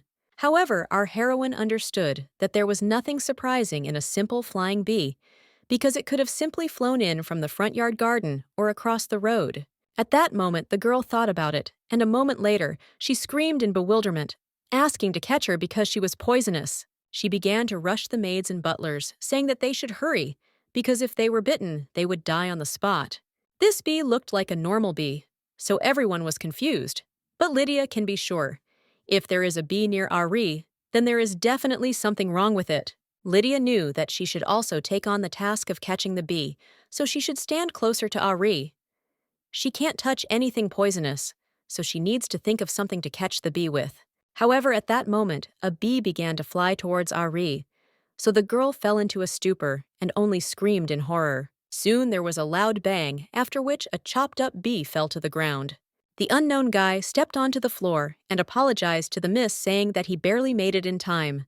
The boy apologized for the delay, but once he returned, he did not leave his duty for a moment.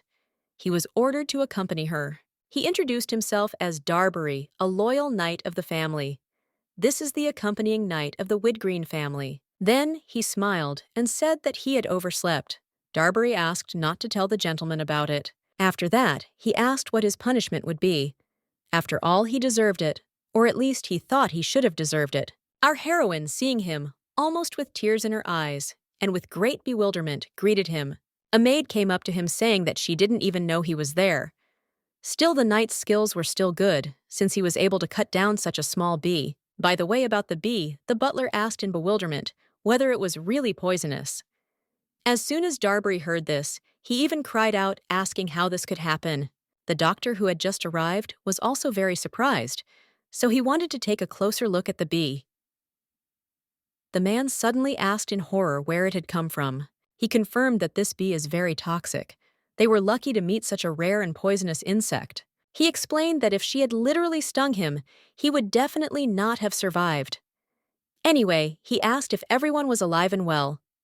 Lydia confirmed his words and said that everything was relatively fine.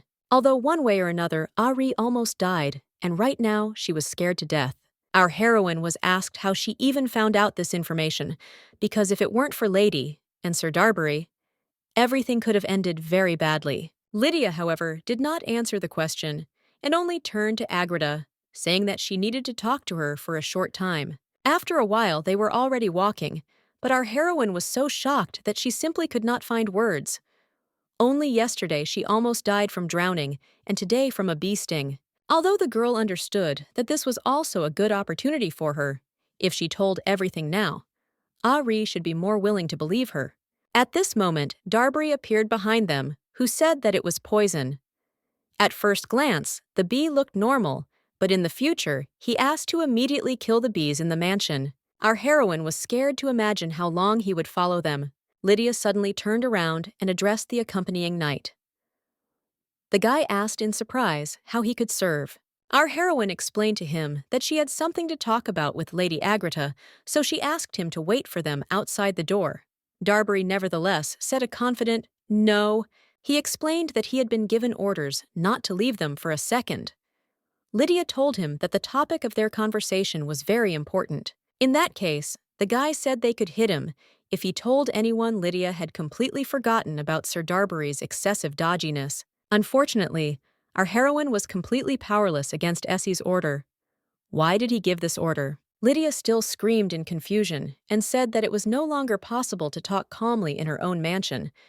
Darbury said that he would cover his ears. Our heroine couldn't believe that she was going to say such a thing. But at that moment, she asked in surprise if it was true that he would still hear everything with his ears closed. Lydia still didn't want to do it, but then she asked him what he thought would happen to him for disobeying her. The girl said she would tell Essie everything. Something like, because of Sir Darbury's carelessness, she almost died. The guy screamed in bewilderment, and our heroine asked him if he could live to see the sunrise after such words. It would be nice to see the moon, too. Darbury immediately started asking her to wait a minute, because it was all a lie. There was no excuse for being late, but he himself almost got stung. Lydia waved her hand and asked him what difference it made. Who would Essie most likely believe?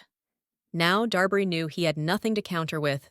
Finally, our heroine said that she likes talented people like him, so she hopes that he will continue to serve for the benefit of their family for a long time. Soon the girls closed the door behind them, and Darbury was left outside.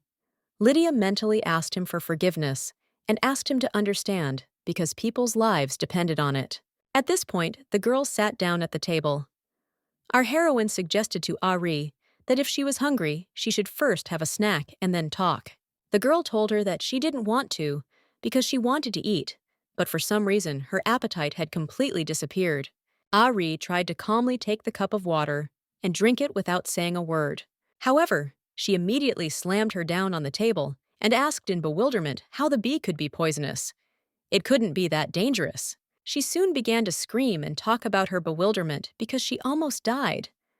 Lydia only smiled sweetly, realizing that what she had been waiting for had finally begun. However, her reasoning continued for a long time. Lydia could not find a moment to intervene in the conversation. At this point, Ari said that if she thought about it, she had also had some strange bad luck at the pond yesterday. She suggested that it might be some kind of curse, or that it wasn't the pond, but actually the mansion. She immediately apologized for her crude speculations. Lydia was happy because she said it very well. The girl told her that everything was right, but again, Ari interrupted her apologizing for her behavior. She remembered that Lydia wanted to tell her something, but nevertheless she said that she was much younger than Lydia. The girl said that she was 17. Our heroine, having heard this number, was incredibly shocked. Agritta continued saying that according to local reckoning, it was 16, or rather 15, since she was born in winter. Our heroine was perplexed. She couldn't believe it was true. How could she be only 15 years old? Ari suddenly said that she slipped on the stairs at school, and it seemed to be the day of the mock exam. After taking the test, she was too nervous. So because of all this, and because of her haste, she was too careless and an accident happened. Anyway, she apologized again, saying that her sister wanted to talk to her about something. However, Lydia was already in shock at being only 15. The words she should have uttered just a moment ago were now stuck in her throat. She was destined to die, and if she wanted to avoid her fate, she had to be extremely careful. Before she realized the situation, Lydia tried to save her in every way possible because she needed her. Ari turned to her sister and asked if everything was okay. Our heroine had to save Agritta for her own future, and yet she had to say it. The girl continued to call her sister, and Lydia, in turn, bit her lip, collecting her thoughts. Still gathering her will into a fist, she turned to the girl and asked if she wanted to live. Ari asked again in bewilderment, and our heroine asked her to choose. After some time, our heroine was walking down the corridor, feeling very depressed. At that moment, Sir Darbury approached her and covered her with his hand because Lydia was walking straight into the wall. He told her, puzzled, that he didn't want to die. So if she was angry, she should have used words. The girl at that moment only slowly turned her head towards Darbury and did not say a word. In the same way, she silently turned around and headed straight again, so that he wouldn't bother her with his questions. Our heroine told Agritta about the situation she was in, but not in order to continue saving her. Lydia said that if she died, her soul might return to its original world. Still, she didn't know how realistic it was, but it was up to her to decide whether to take advantage of this opportunity. Now, the choice was hers. If she wanted to go against the will of this world and fight for life, she would help her. But if she decided to give up, she promised not to interfere. The girl hit herself on the head in bewilderment, telling herself that she had gone crazy. She's the type who doesn't care about others. So when did she become so conscientious? She was so rational even when she stole beads. However, once she met Ari, she could not bear the surge of guilt and remorse. Her confidence that she had to keep her alive for the sake of her plan simply disappeared. She knew she was weak when it came to children. She silently screamed and said that it was possible to go crazy like that. Now her future depended on Agritta's decision.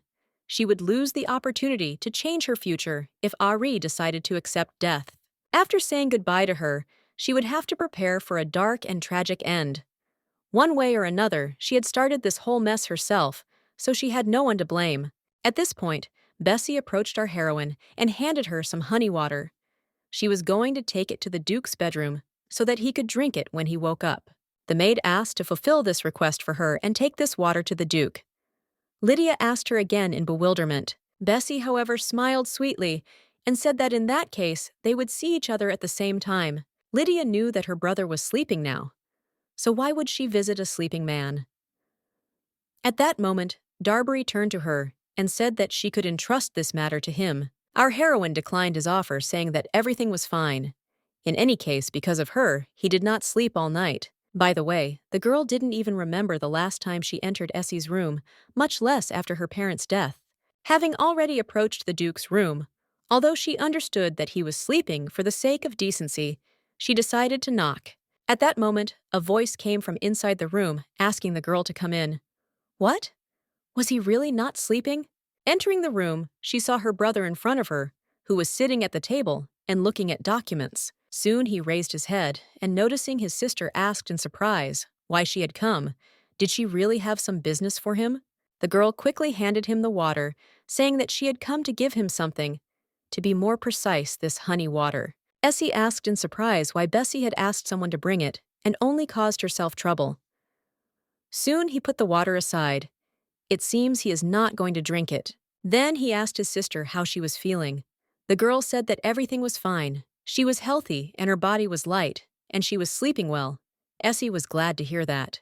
However, our heroine noticed his intense gaze, which made it clear that he himself was wondering whether she was telling the truth.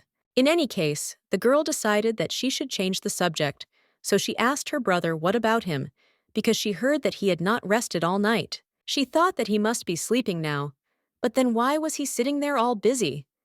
Essie explained that if he worked in the office, the butler would bother him. Our heroine, although she understood what he was talking about, was still not interested in that.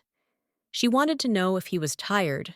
Essie at this point told his sister that he was not at all so tired that he wanted to sleep. Lydia asked in surprise if he was not tired. However, she also saw that he looked quite cheerful, but he said that he had not slept at all. At that moment, Essie reached out to his sister and, adjusting a lock of her hair, suggested that it was windy outside. Lydia jumped up in horror. He scared her too much, and in the end, he just fixed her hair. But by the way, about her hair. She never went out, and the reason for her disheveled hair was when she was terrified and furious. She immediately realized with horror that she had been walking around with shaggy hair all the time, which meant that Sir Darbury could at least have told her about it. He really only does security. Lydia decided to talk about the weather, but suddenly she stopped and asked her brother in bewilderment why he was lying to her. Essie asked again in bewilderment. The girl told him that he says he is not tired, but this is not true because he speaks much slower than usual. As a child, Essie also spoke more slowly when he was tired. Of course, it is not so easy to understand, but she easily recognized her brother's mood even then. He himself has grown up, but what is surprising is that he still has the same habit as in childhood. Even a psychopathic villain has a sweet side. The boy asked his sister how she understood it, because he thought it was not so noticeable. The girl told him that as soon as she listens to him, it immediately becomes clear. However, Essie smiled sweetly and said that only she knew about this side of him. Anyway, the guy said he wasn't lying.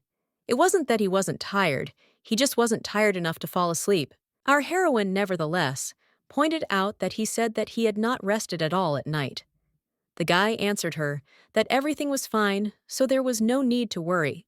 One way or another, he understood that she couldn't help but worry, so he nevertheless took the glass in his hands and drank all the contents. Our heroine looked at him in surprise and asked if his throat was really dry. He literally drank it all at once. Essie laughed and told his sister that this sometimes happens when you are very thirsty. Lydia looked at him in bewilderment and wondered if he had caught a cold. When you're sick, your throat suddenly becomes dry. Anyway, the girl said that he hadn't slept all night, which is why his throat was now dry. Even though he assured her that he was fine, his condition still spoke volumes about the opposite. At that moment, the guy turned to his sister and asked her directly if she liked Agritta Grace. Our heroine looked at him in surprise, not understanding what he meant, so she decided to ask. The boy smiled sweetly as he looked at his sister and soon asked her if he should make a doll out of her. The girl immediately screamed, telling him that it was out of the question. Essie asked why, and Lydia was shocked that he was even asking that. He explained to her that it would be more comfortable this way, and that she would not be able to move at will, so she would not fall into the pond again. In that case, he won't jump after her either. His face was strangely distorted by these words. Our heroine instantly caught herself thinking that her brother was probably scolding her for jumping into the water. At this point, Essie started to stand up and tell his sister that she could do whatever she wanted, and he was not going to interfere. Soon he approached her and added that if something happened to her, he would not leave the others alone. Finally, he added that this was all she needed to know. Our heroine now understood that he would kill someone if she got hurt. The girl nevertheless decided to clarify and ask who he meant by the word, the rest. The guy explained to her that by this he meant everyone except her, of course. After some time, our heroine left the Duke's office. Darbury immediately approached Lydia and asked the lady if she had passed the honey water. Looking at Sir Darbury with bitterness, she whispered that this was another life depending on her. The guy asked again in bewilderment. Our heroine said that everything was fine, but Essie's voice was still ringing in her head. She had some thoughts once. What if she was Essie's real older sister? Could she say with a smile on her face that her brother was just a bit of an impulsive person? Could she truly rejoice at all the excessive care from her brother? Every time he singles her out and addresses her differently. Like this time, she has no choice but to put herself in the shoes of people who are strangers to him. It's because this is her true place. She may still be part of this family, but sooner or later they'll get rid of her. They'll accuse her of pretending to be something she's not. Our heroine understood that the price for this was something other than death. At that moment, Darbury turned to the girl and asked her in surprise why she had stopped. The girl understood that there was no point in delving into such dark thoughts, so she decided to ask Darbury what family relationships meant to him. The girl asked how much his family meant to him. At that moment, the guy thoughtfully said that he had no family. Lydia was in shock. Our heroine forgot that Sir Darbury was once an orphan and wandered through the back streets, and Essie in turn recognized his talent and brought him along. The girl immediately began to apologize, saying that she didn't say it on purpose because she was just curious about what other people thought about it. Darbury smiled and said he would answer her later when he got married and started a family. Lydia told him not to go that far. Lydia, however, was already feeling too uncomfortable. Darbury suddenly said that if he had a younger sister, he would always protect her. Our heroine asked again. In surprise, Sir Darbury said that he would most likely fulfill all his sister's whims within his capabilities, of course if she did not wish for his death. Lydia suddenly asked why he would protect his younger sister. The guy said that he wouldn't consider his younger brother cute. And by the way, he said that this also applies to his older brother, but he should think about his older sister Lydia, decided that she had heard biased and discriminatory statements. Darbury asked anyway, what was wrong since they didn't exist? Anyway, Lydia then asked why he thought his little sister was cute, just because she was his sister? The guy said that first of all, since she is his sister, it means that she looks like him, and that she is very beautiful. Soon he began to tell her a million factors and character traits that would suit her sister. She would be perfect in many ways. Our heroine asked in bewilderment if all this was really his fantasy. Darbury asked the lady in surprise what fantasy he was talking about. The guy said he waited for someone to ask him about it and kept these thoughts in his heart. He can't tell he wants to, but then everyone will know his weaknesses. Still, he read that it was unfair because he had described a very real image of his sister. Based on existing factors, Lydia tried to interrupt him. She held up an imaginary object, saying that she had found something on the floor of the mansion earlier, and that it seemed to be his conscience. Darbury laughed and said that couldn't be true. Then our heroine asked if it could be his shame. The guy smiled and said that he didn't know whose it was, but that person was so confused. Lydia even forgot about him for a while, because she hadn't seen him for almost a year. But still, Darbury really is that kind of person. At this point, Darbury interrupted her and asked what about her. He wondered how important family was to her. Our heroine immediately thought about it, because if you think about it, she is also an orphan. She has no blood relatives in this mansion. Even if her real family does exist somewhere, she will never know about it. Realizing that she couldn't say anything better than that her family was as important to her as heaven and earth, Darbury asked in surprise if that was really the answer. He then said that although he didn't have a younger sister, he still had someone who replaced her. Our heroine looked at him in surprise and hoped that this was not a declaration of love. Most likely, he simply considered her his younger sister. However, she didn't know what to answer him, so she decided to tell him that someday she would find out about his feelings, so he should hold on. Out of curiosity, she decided to ask what kind of person she was. Sir Darbury said that everything he had said above was very much in keeping with her description. Our heroine, perplexed, assumed that he was talking about that same imaginary younger sister. Does she exist? Darbury was perplexed and said that she was not imaginary, but a real person. Our heroine sighed and said that she had not said anything like that. Anyway, they reached the ladies' room. Lydia suddenly asked if he would follow her into the room because of his order. The guy said that the exception was places with guaranteed security or personal use, so he would not enter. Our heroine suggested that in that case, while she was in the room, he could rest. Darbury immediately thought about it because he hadn't thought about it. Lydia understood what his workload meant, so she told him to rest, and if she was going to go out somewhere, she would definitely call him. After some time, our heroine entered her room and happily lay down on her comfortable bed. Also, while she was lying and enjoying the comfortable bed, she remembered that she needed to unpack all her things. However, she also caught herself thinking that she didn't want to move at all. The reason she returned to the room was because she needed to unpack the suitcase hidden in the closet and tidy up. She originally wanted to take him with her when she was about to escape, but the situation has changed a bit, and it won't be possible to do that right now. In that case, she decided that she could rest a little and then get down to her business. After some time, one of the maids woke. The lady Lydia, not even realizing how much time had passed, asked in bewilderment what had happened. The maid told her that Lady Agritta Grace wanted to meet her, so she asked to call her. Soon Lydia was heading towards her. When they parted ways with Agritta, the worst thoughts had entered her mind. She was worried that Ari would kill this damned world.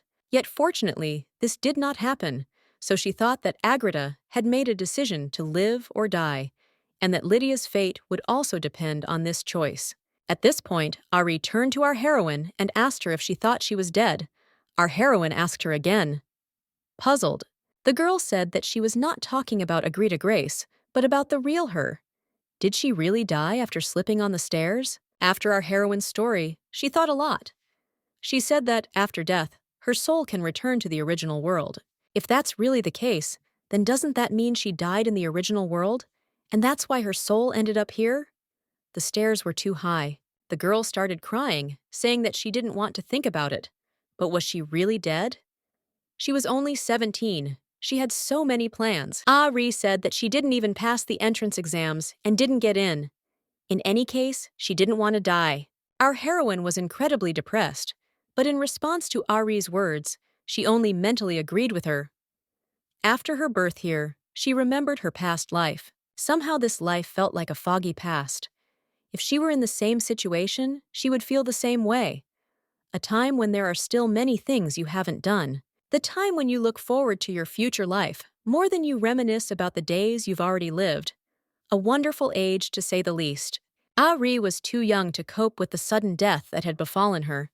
So Lydia silently embraced Agritta. Our heroine continued to comfort her in her arms for a long time. But rather not Agritta, but the crying 17-year-old Ari, who did not want to die. After some time, the girl wiped away all her tears, and by that time, she had already told everything. Lydia soon told the girl that she relied on her Ari, in a calmer voice, said that she hoped too.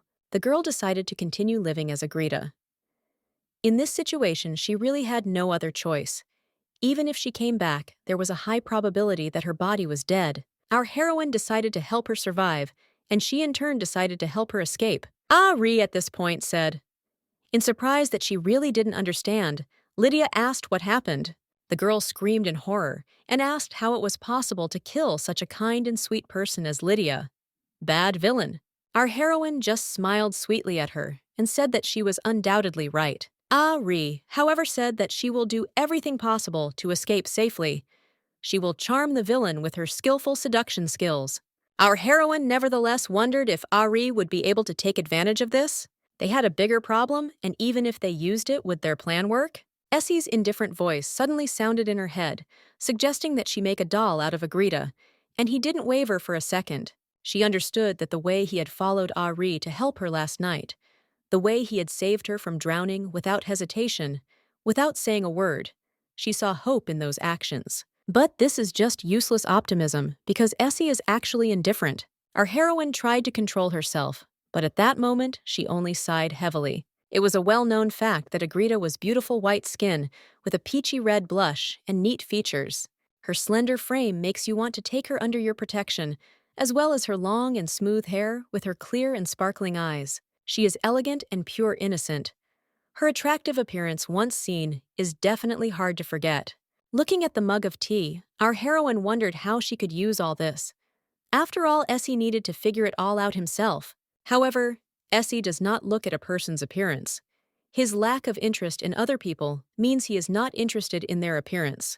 He never showed any interest in either beauties or those who were not. Instead, regardless of their appearance, he treated everyone equally. This seems to have been one of the factors that increased Essie's popularity among girls. People probably find it very attractive not to judge others by their appearance. Lydia needed another way to get Essie's attention. What could she come up with? One way or another, our heroine approached Ari and suggested that she try. The girl happily agreed. Lydia was very happy that Ari had recovered so quickly from everything that had happened. She actively supported her offer of mutual assistance. Only thanks to this, our heroine will be able to at least try to survive.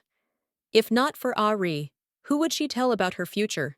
And with whom would she discuss what to do next? But there is something more important than seduction. This and everything else is possible only if Ari stays alive. Their task was to rewrite the unfortunate fate. Our heroine asked Ari not to leave her side for a single step today and to follow her. The girl happily agreed. Lydia had to check something, but for this, Ari would have to face danger a couple more times, but she couldn't let her suffer. Having put Ari's life in danger, we need to help this girl survive, and for that we definitely need Sir Darbury. After some time, a vase fell to the ground and shattered into pieces. Perplexed cries followed. The maid was perplexed and said that she didn't know how it happened. In any case, she apologized, saying that she was truly sorry. Darbury told her that everything was fine because no one was hurt, so she didn't have to keep apologizing so much. This was to be expected from Sir Darbury. Just now, a flower pot almost fell on Ari's head, but the knight saved her, and now the clock shows 15 minutes past 12. Our heroine approached Ari and asked her if everything was okay. The girl said that she was fine. She then turned to Darbury and thanked him for saving her. The guy said that everything was fine. Lydia, however, noticed that they both looked scared. Anticipating danger and facing it head-on are two different things. Fortunately, Sir Darbury had already saved Ari's life twice that day. At that moment, the guy went to the maids, and our heroine decided that she needed to take advantage of the opportunity while he was gone. Our heroine immediately turned to Ari and asked him to listen carefully. The time when her life is in danger comes 3 times a day. Our heroine assumed that this happens in the morning, lunch, and evening. The first death was in the chapel in the morning, and also a death from an explosion in the center. In the third case, a chandelier fell, and in the fourth case, there was an incident with a pond in the evening. By the way, this was the 5th time there was a case with a poisonous bee in the morning, and the last time just now was a flower pot that fell at lunchtime. So they have this information. Midnight dawn between morning and lunch, or between lunch and dinner. She was never in danger at this time. Ah! Ree exclaimed in disbelief, saying that it was true. Lydia said that if her suspicions were confirmed, her situation should be much better. However, just in case our heroine still asked not to leave her side today, we need to look before dinner to make sure of this for sure. At that moment, the girls heard strange screams behind them, so they turned around to find out what it was. Eventually, they noticed the maid who knelt down to apologize, and Darbury who assured her that everything was fine. Both our heroine and Ari decided to approach the tearful maid to tell her that everything was fine. The action shifts to evening. During Essie's 4-day coming-of-age ceremony and birthday banquet today was the 2nd day of celebration. Our heroine had completely forgotten about this because she had spent all her time with Agritta without leaving her side. But Bessie came, and she was suddenly overtaken by preening. After a while, the maid's work was completed, and Lydia once again appeared in a chic image that emphasized her beauty. Ari. As soon as she saw her little sister began to talk with delight on her face about how beautiful she was. Our heroine nevertheless decided to say that Agritta is also very beautiful, although this is a well-known fact. Even though she lent Ari her clothes because she had to stay here all day, they still suited her very well. The girl suddenly turned to Sir Darbury and asked if he thought the same. The guy thought for a moment and then said a hesitant, "Yes." Lydia immediately told him that there was no sincerity in his answer. After playing with all his might, the boy fell to his knees, saying that they were both dazzling, that it was difficult for him to even look at them, because he did not want to be dazzled. After a while, our heroine thought about it. Although she had assumed, it seemed that Essie had not yet come down to the banquet hall. If he was going to attend, he would have arrived early to accompany Lydia, so there was a high probability that he would not show up here. Usually, if the celebration lasted several days, he would simply appear on the first day. According to the book, he was supposed to be present today to show interest in Agritta. But now it seems we can ignore what the book says altogether. According to the plot, he would have gotten rid of the 2 young men who invited Agritta to dance. Although it would be funny if Essie followed the plot of the book when everything went wrong from the very beginning. By the way, it was now 6:30. Nothing had happened since the incident with the flower pot at lunchtime. The girl understood that the time was slowly approaching for a new threat to Ari's life. So what danger could await her? She removed from the banquet hall everything that could pose a threat to her life. Ari will not go outside now either to take risks like she did yesterday. Suddenly, a stranger approached and bowed down, telling the lady that she was as dazzling as ever. Our heroine was of course very happy to hear this, but she asked him in bewilderment who he was. An awkward silence ensued. The guy said that he had introduced himself to her last time, but it seemed that she did not remember him. He was the eldest son of Count Kami Riga Kami. It was a great honor for him to meet her. Our heroine said with embarrassment that she was also glad to see Mr. Kami. The guy, however, said with surprise that for some reason the Duke was not visible today. Lydia smiled and said that that was all because Essie was still busy with his own affairs. Riga suggested that being the head of a family is not an easy task. Even for him, the training alone is tiring for successors. Our heroine didn't really understand who it was, and most likely she won't remember him even the next time. At that moment, the guy offered her a glass of wine. Lydia extended her hand towards him, saying that she was grateful to him for his courtship, so she would agree. At that very moment, a loud cry was heard, which ordered not to drink this wine. Soon the glass fell and broke. The guy turned around in bewilderment and noticed Lady Donda in front of him. Anyway, Riga looked at her and asked what she was doing. The girl looked at him angrily and asked if it was right to ask what she was doing. Pointing at him, she asked him what he was going to do in turn. She knows that he put poison in that glass of wine. Riga asked in confusion what she was talking about, and the girl said that using the same method as last time, he decided to shamelessly behave here as if nothing had happened. Riga nevertheless explained that it was a misunderstanding. He was just helping a drunk girl at a banquet, and she misunderstood everything. So why do this to him now? Donda was furious and said that all this was absurd because he had added poison to the wine. Riga said in surprise that his mistake was not knowing that the girl did not tolerate alcohol well and allowing her to abuse it. But what poison were we talking about? The guy said he understood that it was Lady Deonda's friend, but her accusation was unfair. Our heroine did not understand what was happening, but it was hard to tell from his face that he was lying. One way or another, she understood that time was slowly approaching, and it was a little.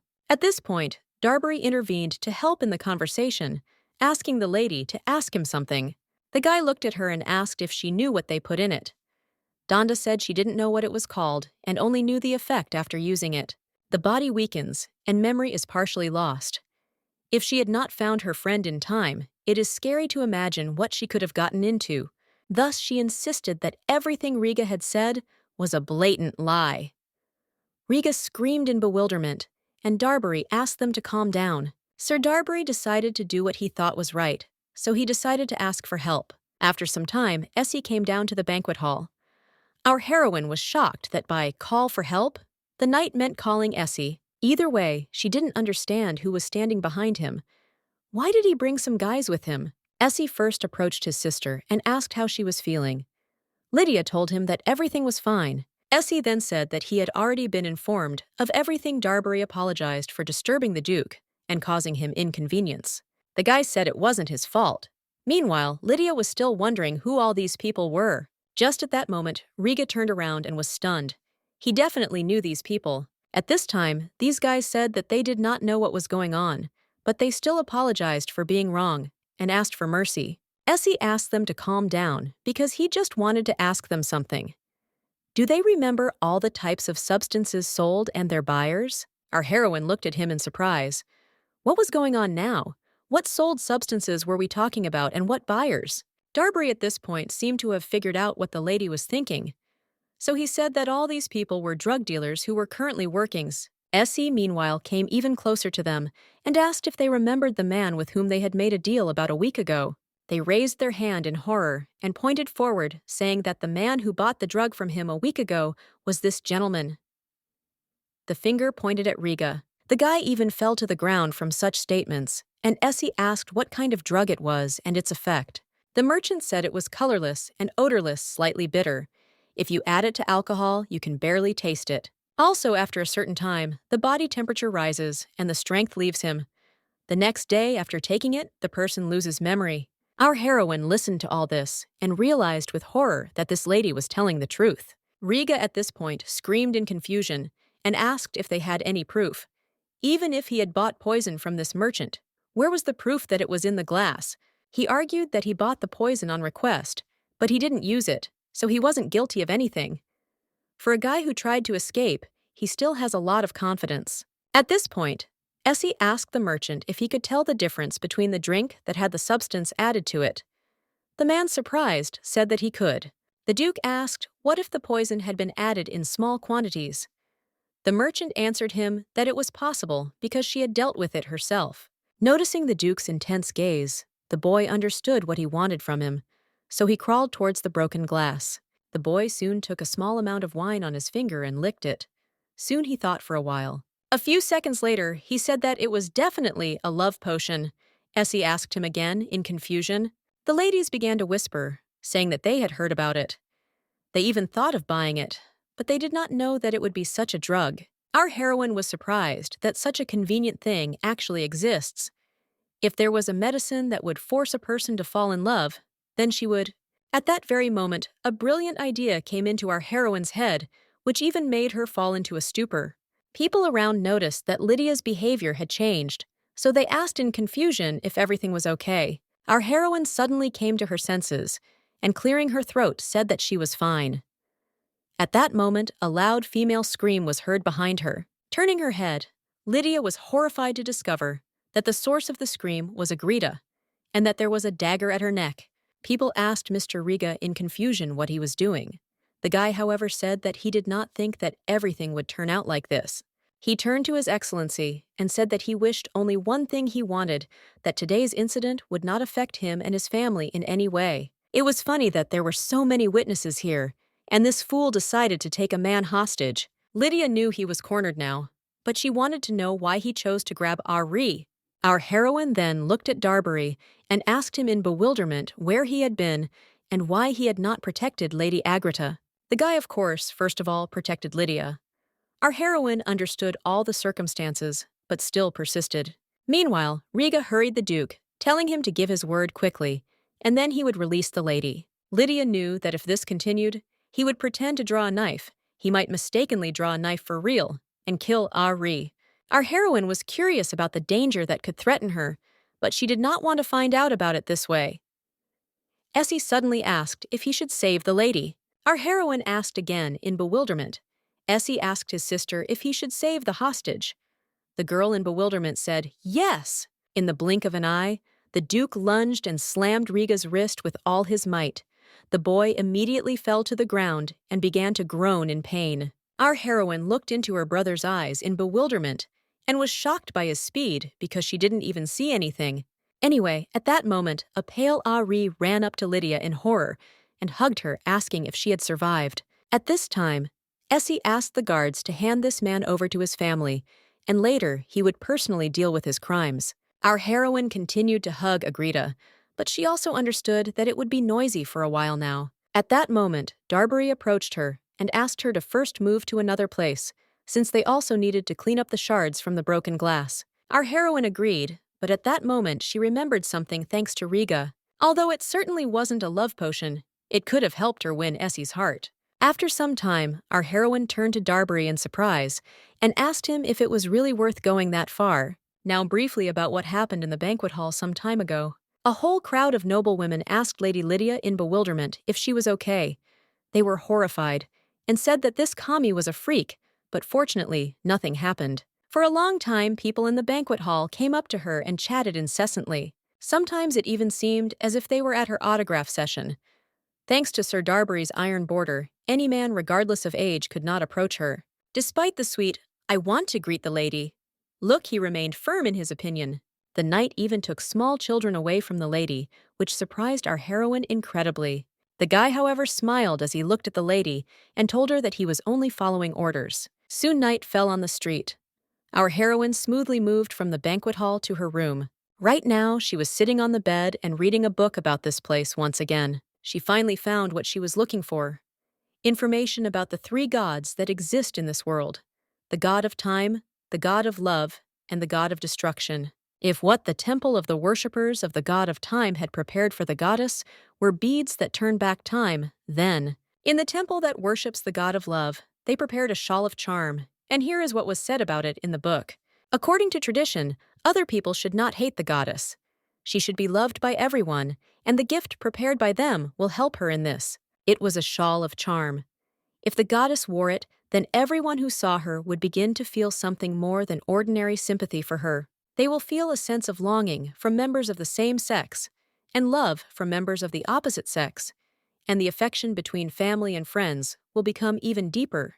Reading this, our heroine understood that she only had to steal the treasure of the temple that worshipped the god of love. Then Ari will be able to win Essie's heart without any problems. He asks why she remembered about it only now. There was a good reason for this. First, Agritta did not use the shawl of charm, because everyone loved her without it. Even those who were envious and jealous of her when they fell under the influence of her kind heart eventually fell in love with her even without the help of the shawl of charm. The effectiveness of the shawl was great, but its owner did not find it particularly useful. Even the shawl of charm could not avoid being forgotten in the closet. The most important reason is that the main character of the book, Agritta's lover, is the crown prince who knew about the existence of the shawl. As a result, this genius allegedly accidentally burned it. He got rid of the temple's precious gift in one day without hesitation. In this, they were similar to Essie. That's why the shawl of charm was barely mentioned in the book.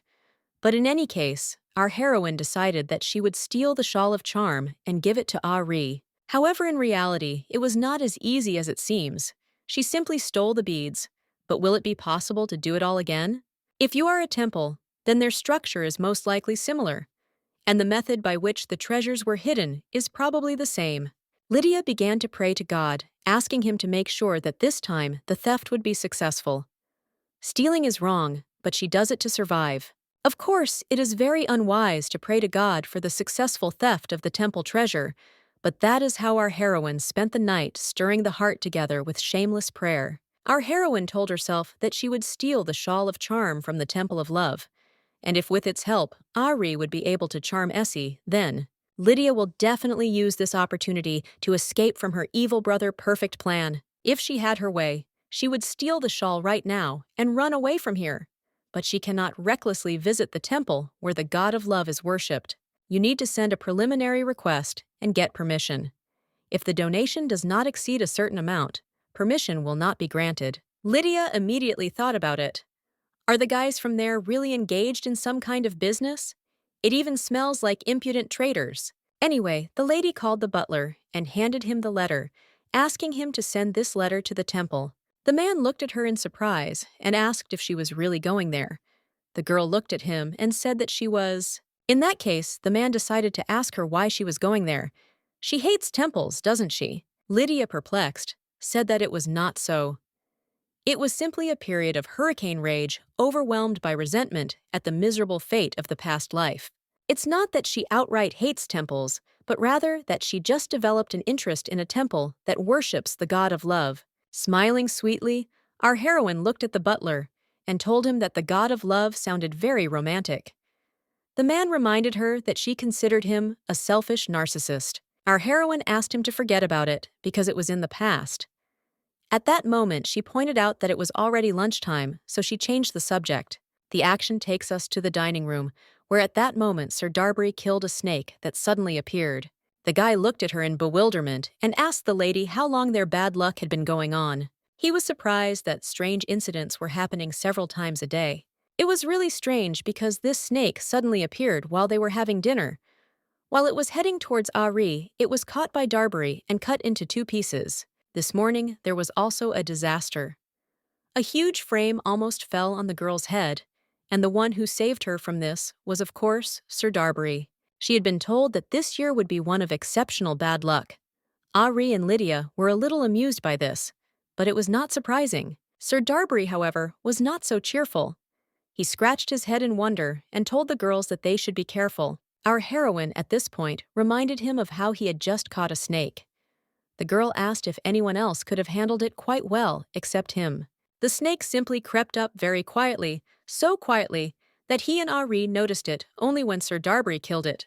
The knight told the lady that he managed to catch the snake because it was him.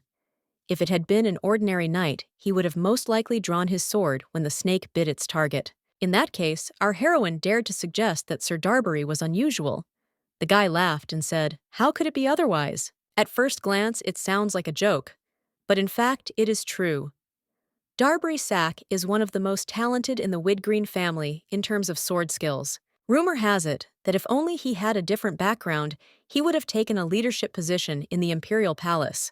But what's more important is that Essie is the one who simply took him for his talent, regardless of any other factors. There is no need to talk about his skills because he proves them himself.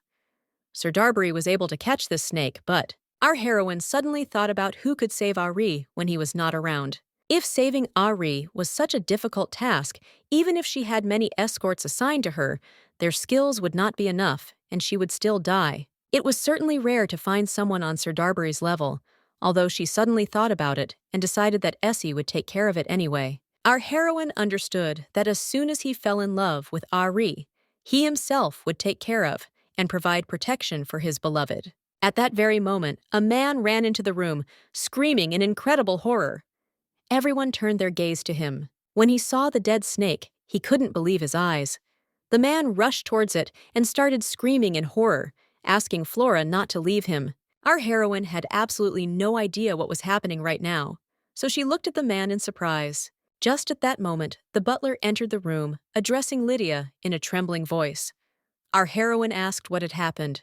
The man said that this man was a trader of rare animals and various goods. Some time ago, he was imagining something in the mansion, and suddenly his pet snake disappeared.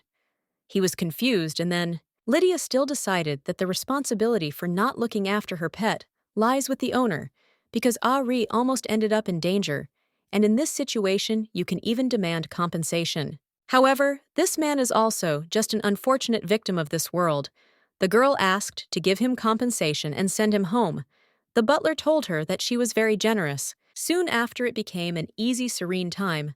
The dangers that regularly approached Ari were dealt with by Sir Darbury each time. Also, the temple's answer, which she had been waiting for, came 2 days later, albeit a little later than she expected, that the answer would arrive within a day.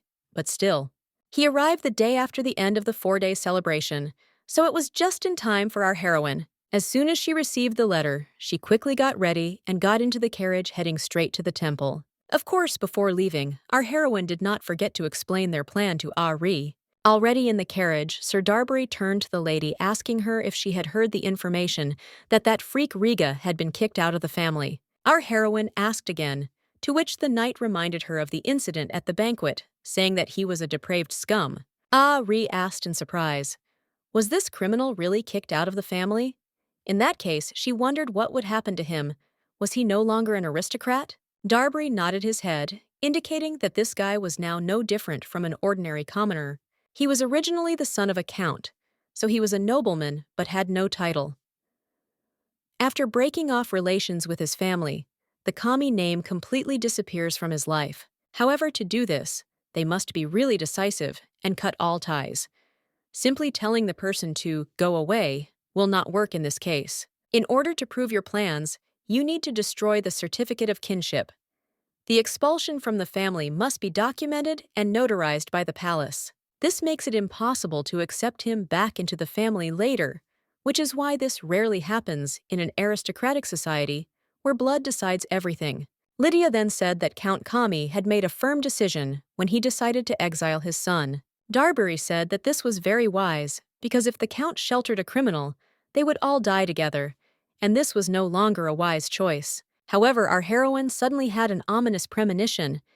If you think about it, she heard that Essie went out somewhere yesterday. She thought he must have had some business to attend to and didn't pay much attention to it.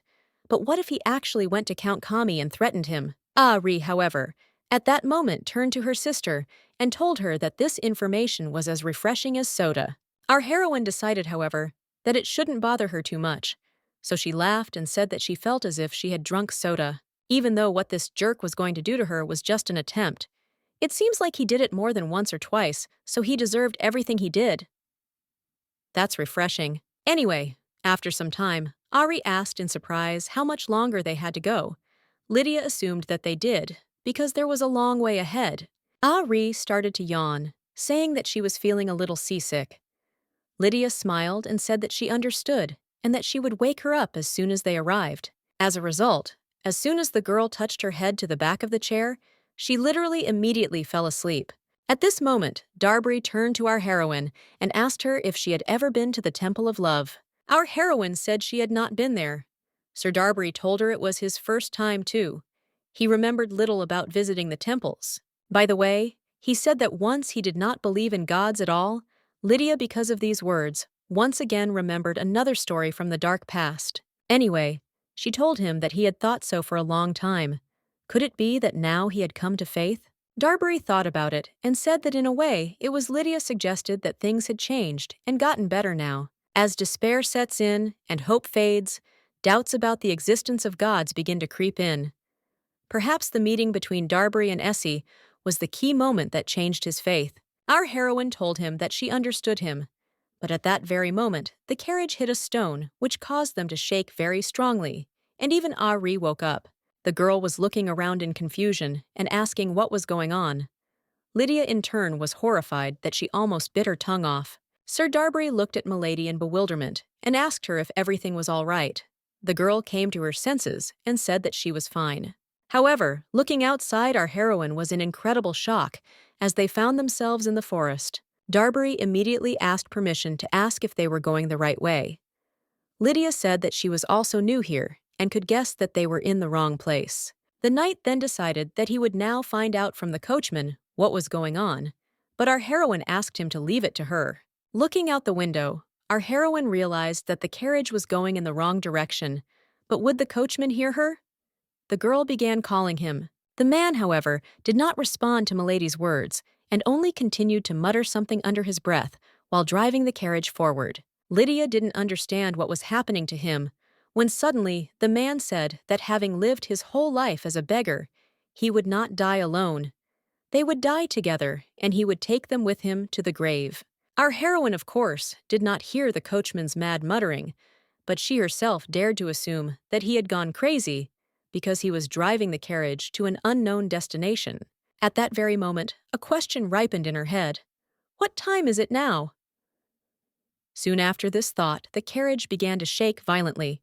Then the girl looked out of the window and noticed that the carriage was rapidly flying towards the cliff. After thinking for a long time, the girl took out the bead of time and bit it because everything went too far. In a moment, our heroine found herself in the dining room. Darbury and Ari looked at Lydia in surprise and asked if everything was okay. Lydia returned to the dining room a day later, but her gums were still sore. Ree turned to her sister again, asking if she was okay. Our heroine stood up silently and said that everything was fine, but she would go to her room. As soon as the girl entered her room, she slammed it shut, puzzled by what she had seen as a cliff when the carriage tilted. She was riding on the very edge and they almost died. Almost went to the other world. Lydia always lived by intuition. Looking at her trembling hands in horror, she realized that death could take them all in its arms. It was quite expected that something could happen to Ari. However, when Darbury was around, our heroine was calm. How could she have known that the coachman would go crazy and decide to kill himself and them too by driving off the cliff? One way or another, the girl stood up, thinking that whatever happens, everything is for the best. Now she looked at the whole situation differently. If only it were possible to live peacefully in this world. Then Lydia threw everything out of her head again and decided that there was no need to panic. The main thing was to be careful. After some time, our heroine spoke with Alex, telling him that she was appointing him as a coachman. The guy, perplexed, asked why him. Lydia decided that he was young and healthy of all the servants, and also the most efficient. In general, he was the main candidate who would not cause problems. Our heroine patted him on the shoulder and said that she chose him because she had a big soul, and she simply trusted him. Alex then laughed sweetly and told the lady that she certainly couldn't find anyone more reliable. He was always open and good-natured. Lydia smiled back at him and said that she had hope for him. This guy doesn't seem to know the word despondency. Having dealt with one problem one way or another, our heroine was still worried about something. To be on the safe side, she seated Darbury next to Alex and brought knights to ride with them in the carriage. Ree asked our heroine in surprise if she was nervous, to which Lydia replied that she was a little nervous. She also pulled back the curtains to see everything that was happening outside and took a watch to count the time. Now she definitely won't miss anything. As soon as all the preparations were made, our guys finally set off on their journey. However, before they could move, they suddenly stopped. Lydia asked what had happened. Darbury approached our heroine, telling the lady that a child was in the way of the carriage. Lydia didn't even have time to ask anything when suddenly a scream was heard from outside the carriage. The cause of this cry was indeed a boy who blocked the royal carriage and did not let it pass. Even Ari moved from her place at these cries and looked out of the window to see what was happening on the street. The child was about 10 years old. He was dirty and shabby. His appearance screamed that help was really needed, but Lydia said that they had to go further. And Sir Darbury and Ari looked at Milady in surprise and were surprised. The girl asked what was unclear and told Alex to go. She herself understood that under normal circumstances she would have gone out to him without thinking. But now everything was different. The reason for this was that it was already 12:30. which meant that now all that was left was to guess what would happen this time. Darbury was still trying to stop the lady when suddenly from the child's side came not only his voice, but also the voices of adults praising him. A crowd of men came up to him, telling him that the mouse was right. The carriage of the nobility had indeed appeared here, and all he had to do was wait. The guy, almost with tears in his eyes, began to say that he kept his word, so he asked not to attack their village. Shortly after these words, the boy turned around and left the scene. One of the knights got out of the carriage and asked in surprise who all these people were. Darbury dared to suggest that they were bandits. Another knight suggested that they were in trouble. Darbury smiled and said that it was more like an abnormal situation. Taking up their blades, they began to count the number of bandits, but nevertheless, more and more people were drawn to them. Not knowing what to do, the knight told the others that no matter what happened, they must be prepared to die here. At this point, our heroine turned to Darbury and asked him if they could stop all these people. The guy asked her not to worry, because if they turned the crew around right now, they would quickly reach the guard's outpost, and he would hold off the bandits the whole time. Looking into Sir Darbury's eyes, full of determination, our heroine understood that he was not lying, and would really stand to the end at the cost of his own life. Our heroine, however, was not going to risk her best knight, so when she took out the bead, she broke it again. After some time, she woke up in her bed. Lydia now realized that in the current situation, going out with Ari was a bad idea. At first, she thought that bad things were happening because she was careless. So she thought that with planning, everything would be fine. But perhaps something else was important. The annoying thing was that it took 2 beads to understand that it was not worth leaving the estate. Unlike the usual robbers, there were many more of these guys. No matter how you look at it, they were in the minority. Getting into such a difficult situation is not just an unfortunate coincidence. If you think about it within the home, all the problems are quite small, like broken vases and picture frames. But when Ari was in the square, she encountered much more serious events. The collapse of the clock tower, and an explosion. Our heroine did not understand why everything was so hard and soon began to grieve because she had lost 2 whole beads. But what was even sadder was not this, but the fact that if they went somewhere again, then together, then another collapse would happen. She has no choice but to leave Ari at home and go to the temple herself. But who will protect her from the dangers in the estate? Even if Lydia managed to steal the shawl, Ari might die in her absence, and all would be in vain. However, it would be wrong to trust it to any servant. Lydia knew that Darbury would follow her anyway, but she still decided that she should at least try to persuade him. After some time, she came to him to discuss it, but the guy said that it was impossible. It was too obvious. However, the girl continued to beg him.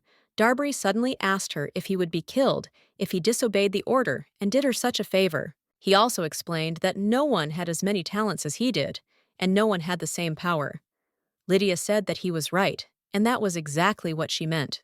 With his outstanding abilities, he must protect Ari in the manor. Darbury still stood his ground, telling her that it was completely out of the question, because his duty was to protect Lady Lydia.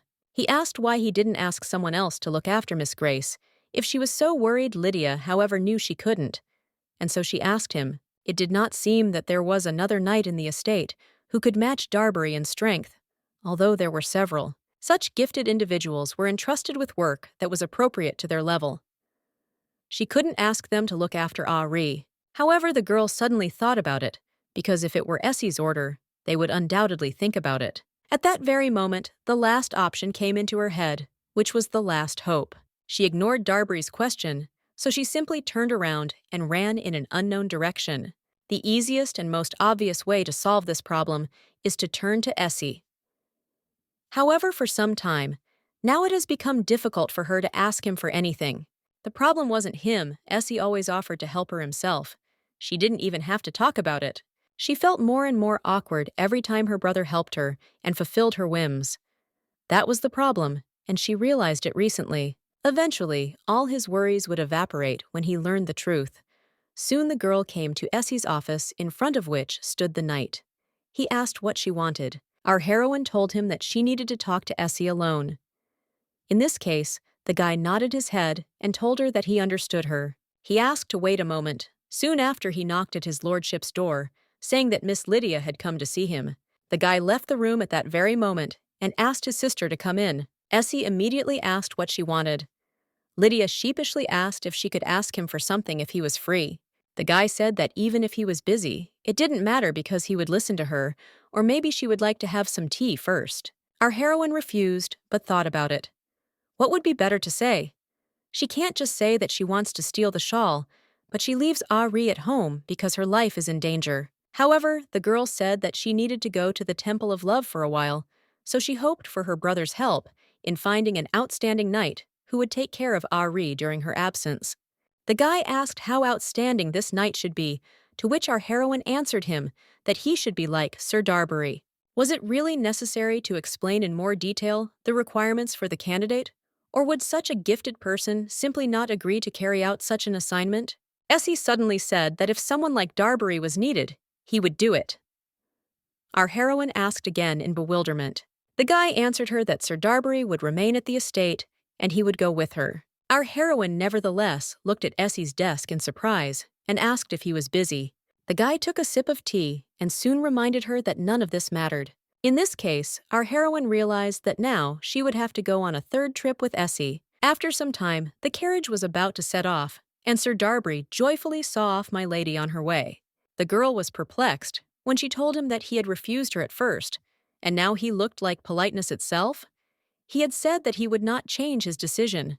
The boy said that there was heaven above them all, and they had no right to discuss its decisions. As punishment, he could pronounce her name as many times as he wanted. With a heavy sigh, the girl headed to the carriage and soon asked her brother to climb inside. After they were ready to leave, our heroine asked Sir Darbury to take care of Ari. The guy happily said that she could rely on him, so they were looking forward to meeting soon. After some time, they were on their way. Our heroine looked at her brother and understood that they should return as soon as possible because he had a lot of things to do. By the way, it was strange that the coachman was now driving the carriage as smoothly and without shaking as possible. The carriage was moving too calmly. However, it was not surprising, because Essie was sitting inside tall and strong.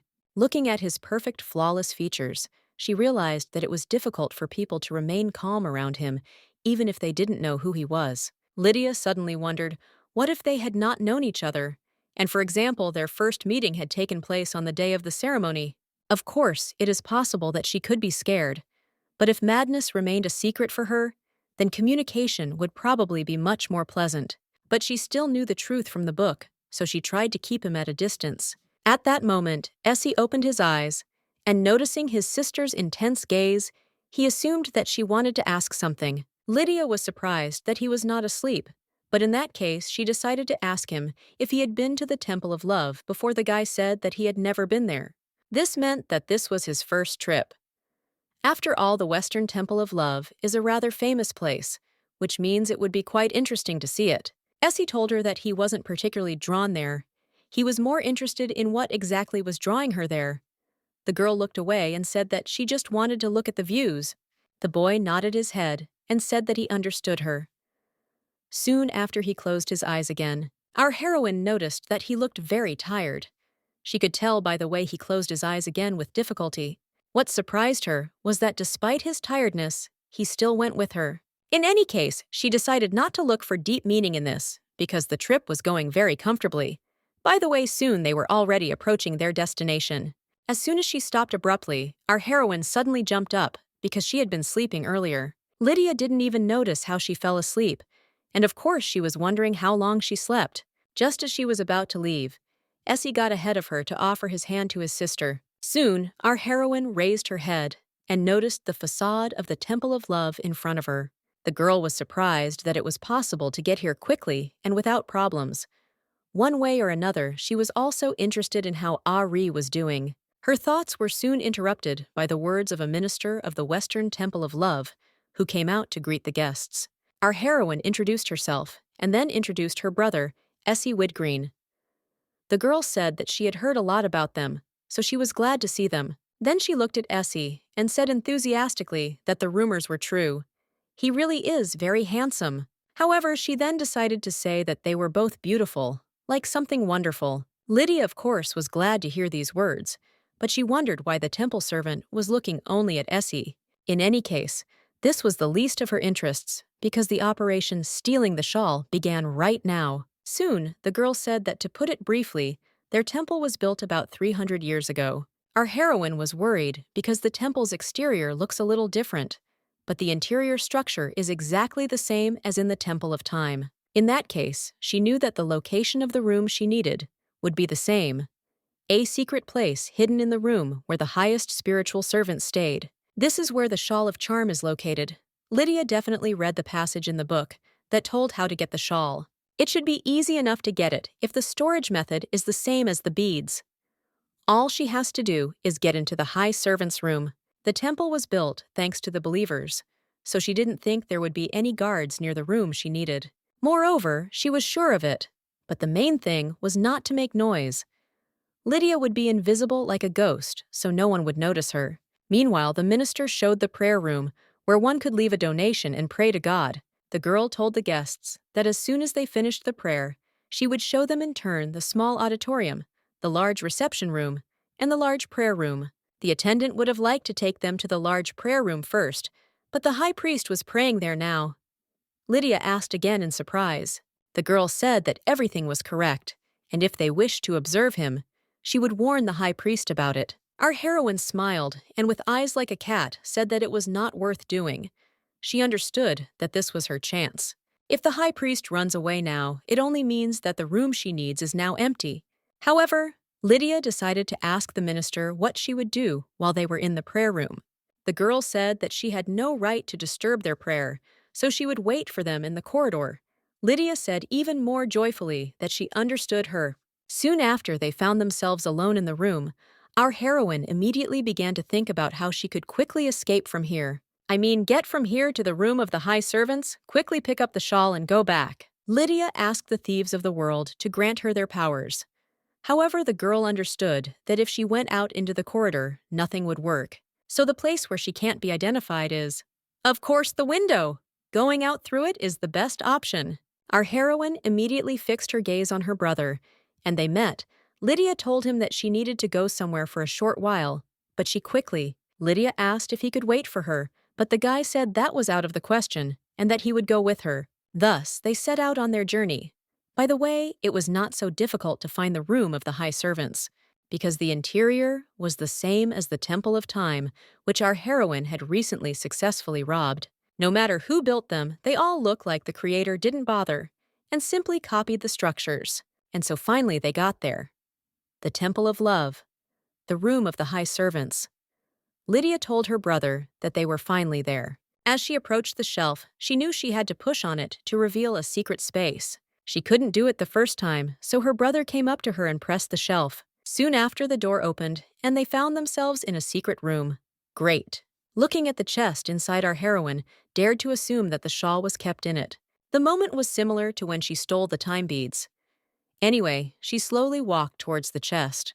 At that moment, our heroine heard Essie laugh and asked what was going on. The guy told her that it was just funny. Our heroine never fully understood whether it was about her or about the situation itself. But that doesn't matter now, because there were much more important things. At first glance, this chest might seem ordinary, but in fact, it was imbued with divine power. The girl understood that it would not be possible to open it just like that. There was a magic that would allow the door to open only if the letters that made up the password were chosen correctly. It was something like unlocking a smartphone. However, the girl tried to keep the same code as in the Temple of Time. Lydia poked at the buttons, thinking that the god worshipped in this temple is Asimor, the god of love. When the signs disappear, the chest should open.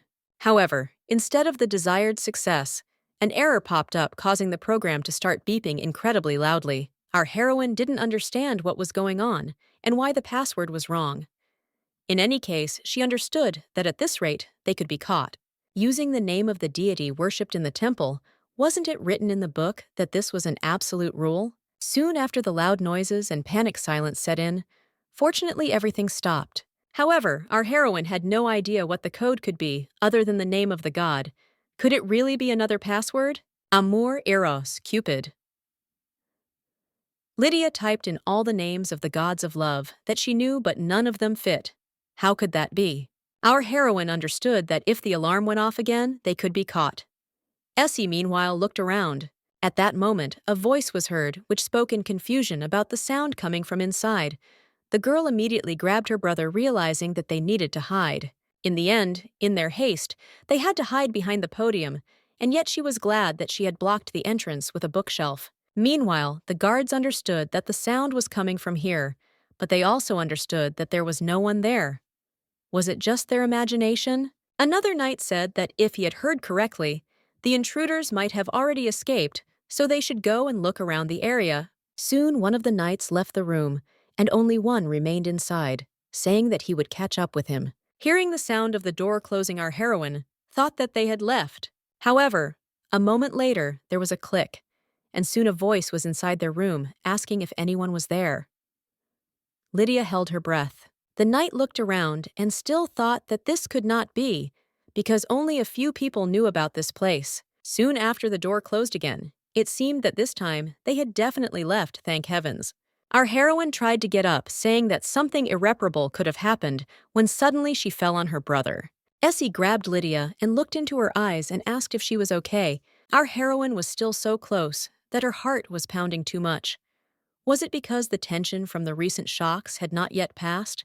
Having put her thoughts aside one way or another, the girls jumped up from their seats and headed towards the chest. At that moment, the idea came to her mind to write not the god of love, but the god of beauty liar. After that, the chest actually opened. Could this password really be correct? This is a temple worshipping the god of love. She suggested that they should be punished for blasphemy. The nun, by the way, could not take her eyes off Essie's face, which made her think that beauty is a gift from God. That's why the girl decided to try this option. It's amazing that beauty is first of all love. One way or another, our heroine understood this back when she spoke about monetary offerings. Shortly after Lydia opened the chest, Essie rose from the ground and asked her if she had accomplished what she wanted. Holding the shawl of charm in her hands, our heroine told him that their business here was finished, so it was time to go. After a while, they returned to the prayer room. Fortunately, without problems, our heroine suddenly asked Essie for his jacket. The guy decided not to argue with her too much, so he gave his sister a jacket, and she put it on, thereby hiding the shawl. Essie suddenly looked at his sister and said that if this was all she wanted, she should have told him back at the estate, and he would have stolen it. Lydia, of course, wondered how. She couldn't imagine Essie committing the theft in the same way she did. In his case, after stealing the temple's high priest, he would most likely have received the shawl through threats and killed the confessor so that he would not blab. Our heroine got goosebumps all over her body just from imagining this. Although she doesn't steal, she doesn't wish such evil on anyone. The girl smiled sweetly and said that it wasn't worth it, because stealing it herself was worth it. She immediately decided that it sounded stupid. In any case, they decided to go. As soon as they left, the attendant asked if everything was okay. Noticing Lydia, she assumed that the room was cool. Our heroine, however, said that she was in fact cold, even before coming here. The girl said in horror that the seasons were changing very quickly now. Then she asked if she could treat them to tea in the reception hall. Our heroine started showing her acting skills again, saying that there is no need to worry about them so much. They have finished praying, so they will go back. Lydia said that her soul was exhausted with the desire to enjoy the temple views longer, but it was starting to get cold. The attendant was sorry that she could not help in any way. However, our heroine saw with the naked eye that the only thing she regretted was letting Essie go. One way or another, the servant of the Temple of Love asked to be allowed to accompany them to the exit. As she walked, our heroine thought that after she stole the shawl of charm, she would not have the courage to visit the temple again. At that very moment, she screamed in horror, thinking that she had forgotten about the offerings she was supposed to leave in their prayer room. In fact, the temple's treasure was stolen, so it must be surprising that in such a situation, she would be bothered that she did not leave an offering. However, that was the point. If she left the offerings, she would make amends to her conscience a little. In that case, she asked the attendant to wait a little. Lydia walked up to her brother and said that she needed to go back to the prayer room for a minute, so he should wait for her here. After a while, Lydia stopped on her way to the prayer room to leave an offering. Is there a more conscientious thief like her? At that moment, a stranger was walking towards our heroine and accidentally touched her. Our heroine immediately noticed that the shawl of charm had fallen to the floor. An unknown voice apologized, saying that she had dropped something. He lifted the shawl to hand it to the stranger, and Lydia suddenly noticed the gold embroidery on the white fabric. At first glance, it was obvious that the clothes were expensive. At that moment, he wrapped her in a shawl. It was a rather familiar feeling for her. However, at that moment, the guy smiled and told the girl that this shawl suited her very well. Seeing this guy's face, our heroine realized in horror that the crown prince was standing right in front of her. Dazzling blonde hair that resembles the sun's radiance. Green eyes that seem to have absorbed all the green in the world. The male protagonist is both the universe and Agritta's lover. He is the crown prince of Egret, who will later ascend to the throne. Our heroine didn't understand what she was doing here, but she still decided to introduce herself, saying that she was Widgreen, the junior mistress of these lands. The guy suddenly told her that he had seen her before. Lydia smiled and said that she was honored that he remembered her. In the original, the crown prince was a man who loved to lean over everywhere. If it weren't for his tendency to walk so much, they would have crossed paths much more often. One way or another, the girl decided that it was time for her to get back to business, so she thanked him and wished that God would bless them to meet again. However, as soon as our heroine turned around, the crown prince turned to her and asked her to stop. Our heroine didn't understand why he was staring at her.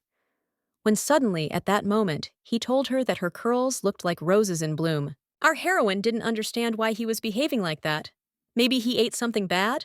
She knows that Agritta treated everyone without exception in a simple manner, unlike her who behaves formally. She is not the person who should receive compliments from the prince. Once again, she wondered why the prince was addressing her in this way, when suddenly our heroine noticed the shawl of charm and realized that it was her doing. Thus, the crown prince became the first guinea pig. But thanks to this, she noticed this immediate effect. However, it was not for nothing that it was the temple's jewel. In any case, she thanked the prince, and in return, complimented his hair, which looked like rays of the scorching sun. The guy asked in surprise if she really liked them. Lydia asked him again in surprise. Egret asked in response if she liked the color of his hair. For example, he liked it. Our heroine decided that this sounded rather narcissistic, but perhaps he had intended it differently. The crown prince was nicknamed the Iron Wall among the young ladies, but couldn't she get into trouble? She even hid the shawl of charm. It is amazing that this arrogant temple created something truly frightening in its power. Lydia took his words as compliments, but she did not deserve such an honor, so she again asked for forgiveness, but she had to go. After that, she started to leave, but noticed the prince watching her. Lydia hoped that he would not follow her. Halfway there, she stopped again, because once again she caught herself thinking that she had forgotten to leave offerings. After some time, she returned to her brother and decided to forget about it. Essie asked if she had finished, to which the girl nodded her head. The action takes us to His Highness, who has finally been found by the supreme servant. The man looked at the prince in surprise and asked if he was lost again. He reminded him that he had said that the waiting room was in a different place. He was very surprised to see him on his way. The prince apologized, saying that it was an inconvenience to him as well. The man was nevertheless glad that His Highness was aware of his own shortcomings, perfectly mastering all the subtleties of literature and gifted with many other talents. The crown prince, Egret Hayden. In reality, he had terrible spatial orientation, and the problem was quite serious. But why did so few people around him know about it? No one suspected how wrong the direction of his movement was, since it seemed to everyone that he was going that way out of his own desire. The high servant was one of the few who knew the truth. The prince suddenly said to the servant, "Truly a temple of love." The man, perplexed, asked what he was talking about. A face with feline features that betrayed her conflicting inner feelings. Also, her hair was scarlet, matching the blooming roses in the garden. Had he ever had such feelings when meeting her? Thinking about Milady Lydia Widgreen, he realized that they had only crossed paths a couple of times at balls. However, he definitely did not remember that at that moment her appearance brought him such admiration as now. Anyway, he decided that it was wonderful to meet beautiful people. He hadn't had that for a long time. Some time ago, one of the servants addressed the prince, telling him that he would soon find love. Hayden asked again in surprise, to which the girl told him that he would meet his destiny within this year. One of the ministers approached his friend and asked her since when she became a fortune teller. At that moment, he did not attach any importance to this prediction, because in the Temple of Love, they always say such words, but in fact he would like the prophecy to come true. The action, meanwhile, moves to a dark night, to a building under the roof of which a character familiar to us was sleeping.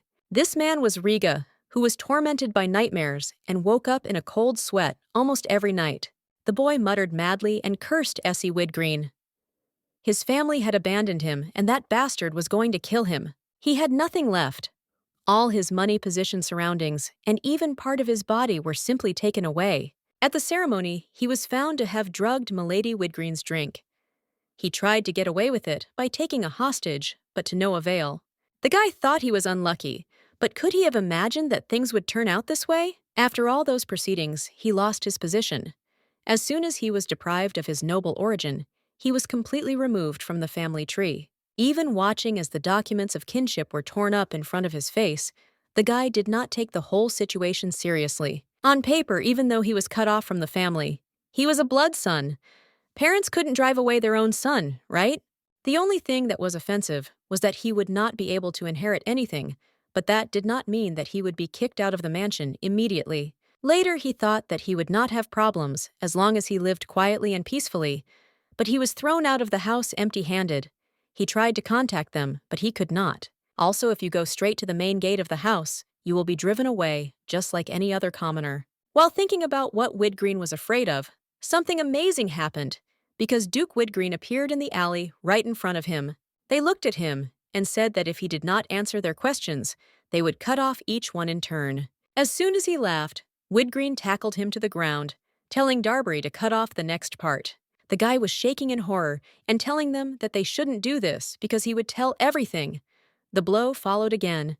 Darbury looked at the Duke in bewilderment, asking why he had brought him here if he could do everything himself.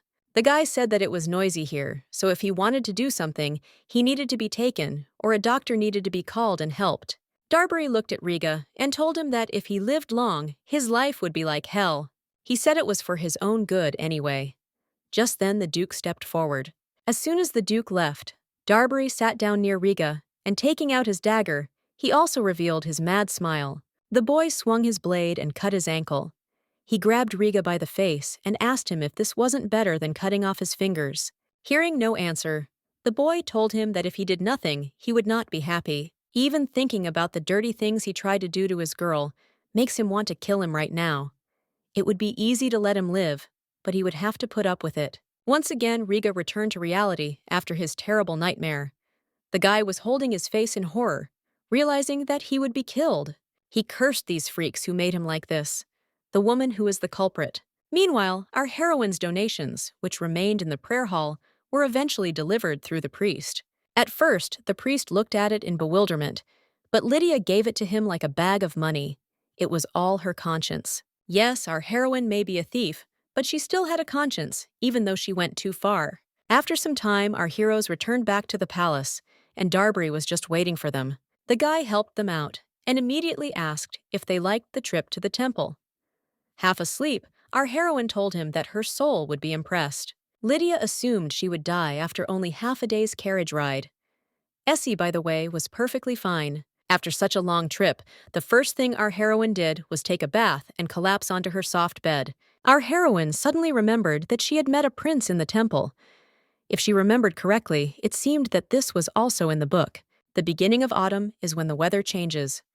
Lately, the heir to the throne has been feeling a bit empty. He visits the Temple of Love to see if he can find the reason for his feelings. She thought it was just autumn, but he said that within a year he would meet his destiny. He hears a prophecy that is not a prophecy at all. Later, in a deserted alley, as if by fate, he meets Agritta and remembers the prophecy. Anyway, that was why he was in the temple. But why was he in this distant temple of love at such a time? With a heavy sigh, our heroine decided that she was simply unlucky to meet him there. At least in that place at that time, if she meets him when she has the shawl of charm with her, a young girl who barely knows his face. Will he say that phrase again? If the prince is sane, how will he remember it? Isn't he left with a history of suffering in the blanket? She suddenly wondered why he didn't just give her the shawl back and wrap it around her neck. Immediately, she wondered, wasn't it just kindness that he picked up what had fallen to the floor and wrapped it around her neck? Maybe bad luck was also luck. However, she felt very sorry for the prince because he had a good memory. Could she get the blessing of oblivion as soon as possible? Just at that moment, Ari ran into the room asking her sister how her trip to the temple had gone. Was everything okay? Our heroine nevertheless turned away from Ari suspiciously and began to laugh slyly. Soon after, she turned around and proudly showed off the shawl of charm that she had taken from the Temple of Love. Ari asked in surprise if she could touch her. Lydia told her that she could do so, but only touch. Our heroine stared at Ari's face, which radiated incredible admiration. The girl suddenly asked if they had stolen her right? Was it difficult, or did they manage without problems? Our heroine realized in horror that they were almost caught as criminals, and she almost didn't guess the password. Anyway, she proudly said that it didn't matter how she stole it because they had it. Ari told her sister that she was smart. The girl then took the shawl in her hands and asked if anyone who saw it actually fell in love with it.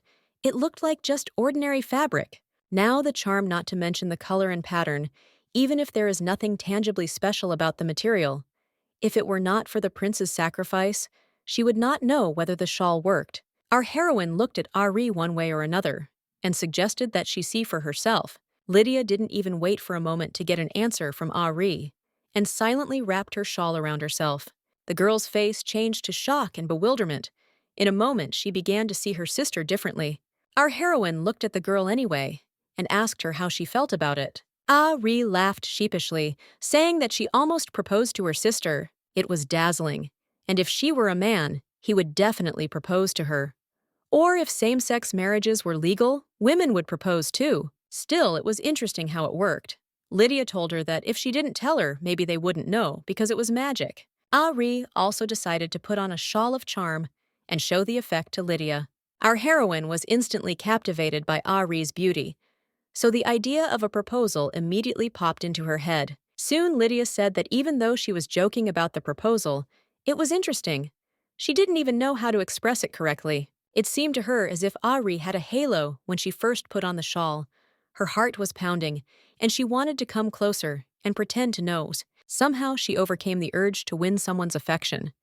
It's like a nerd in a teen drama. Our heroine suddenly thought that if she wore such a thing, she would rather be called a witch than a goddess. The crown prince burned the shawl of charm because it was probably for Agritta's safety. With the great name of the Temple of Love, which she knows because she was a snob, the existence of this absurd treasure is something she is grateful for. Now Ari will use this shawl to attract Essie's attention so that she can escape as planned.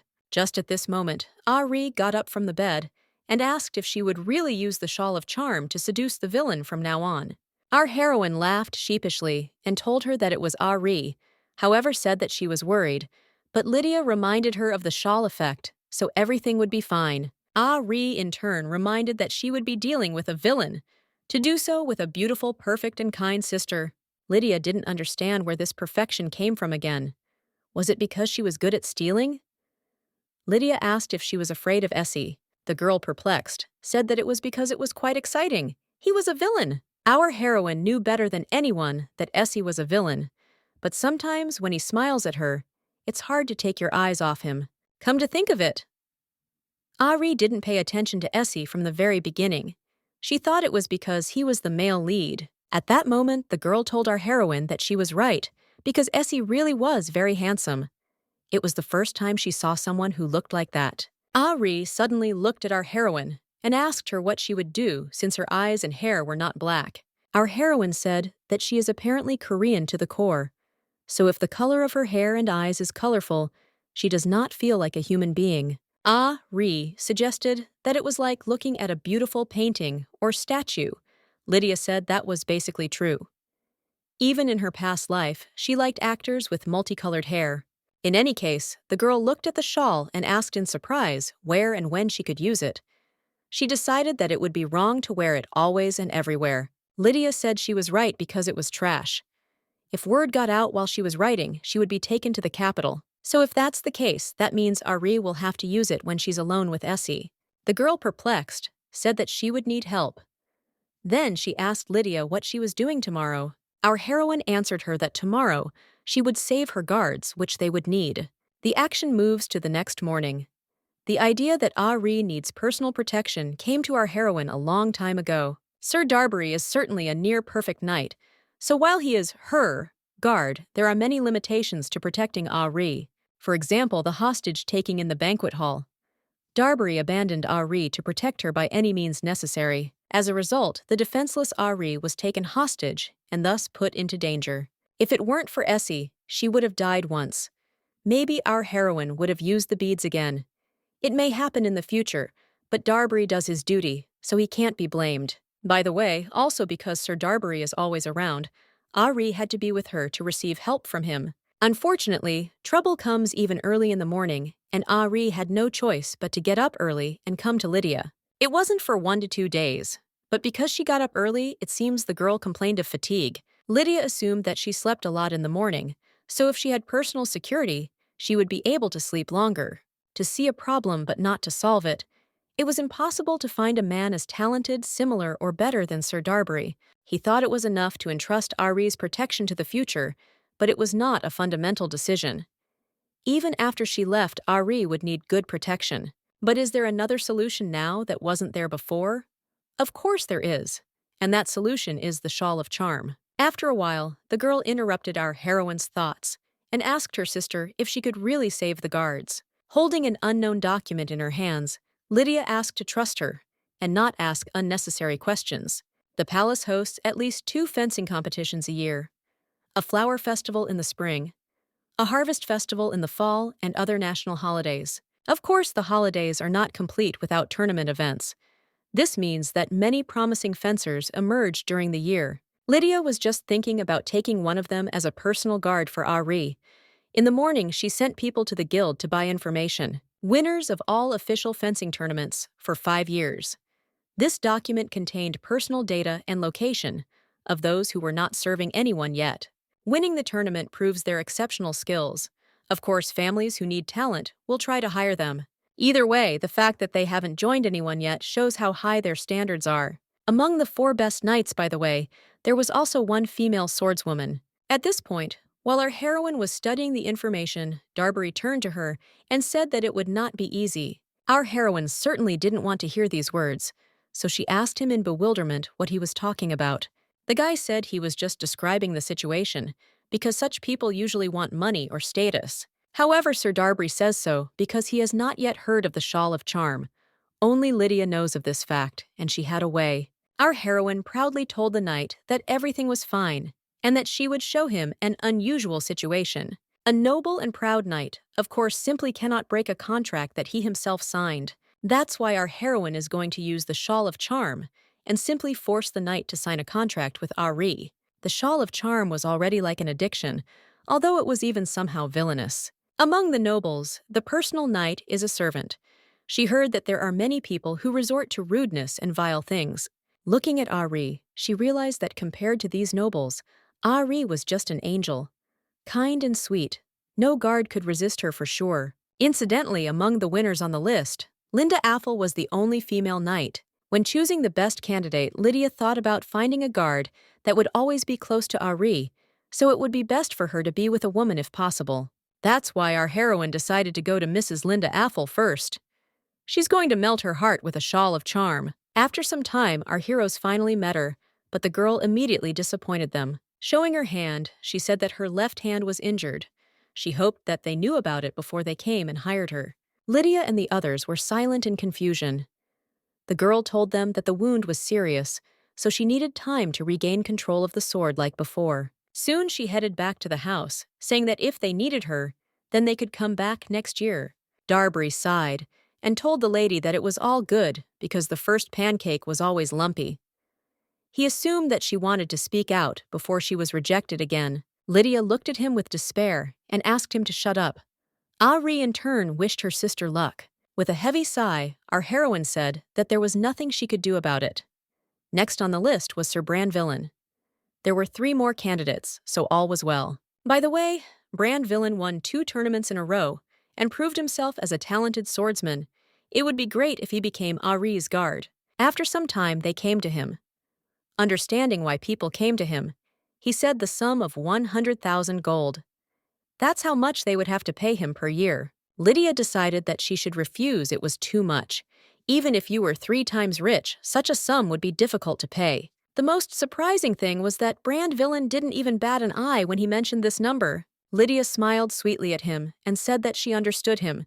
Then she asked him if she would like to sit down and talk. In a deserted place, even if you want, you can't refuse the shawl of charm. And then what amount can he agree to?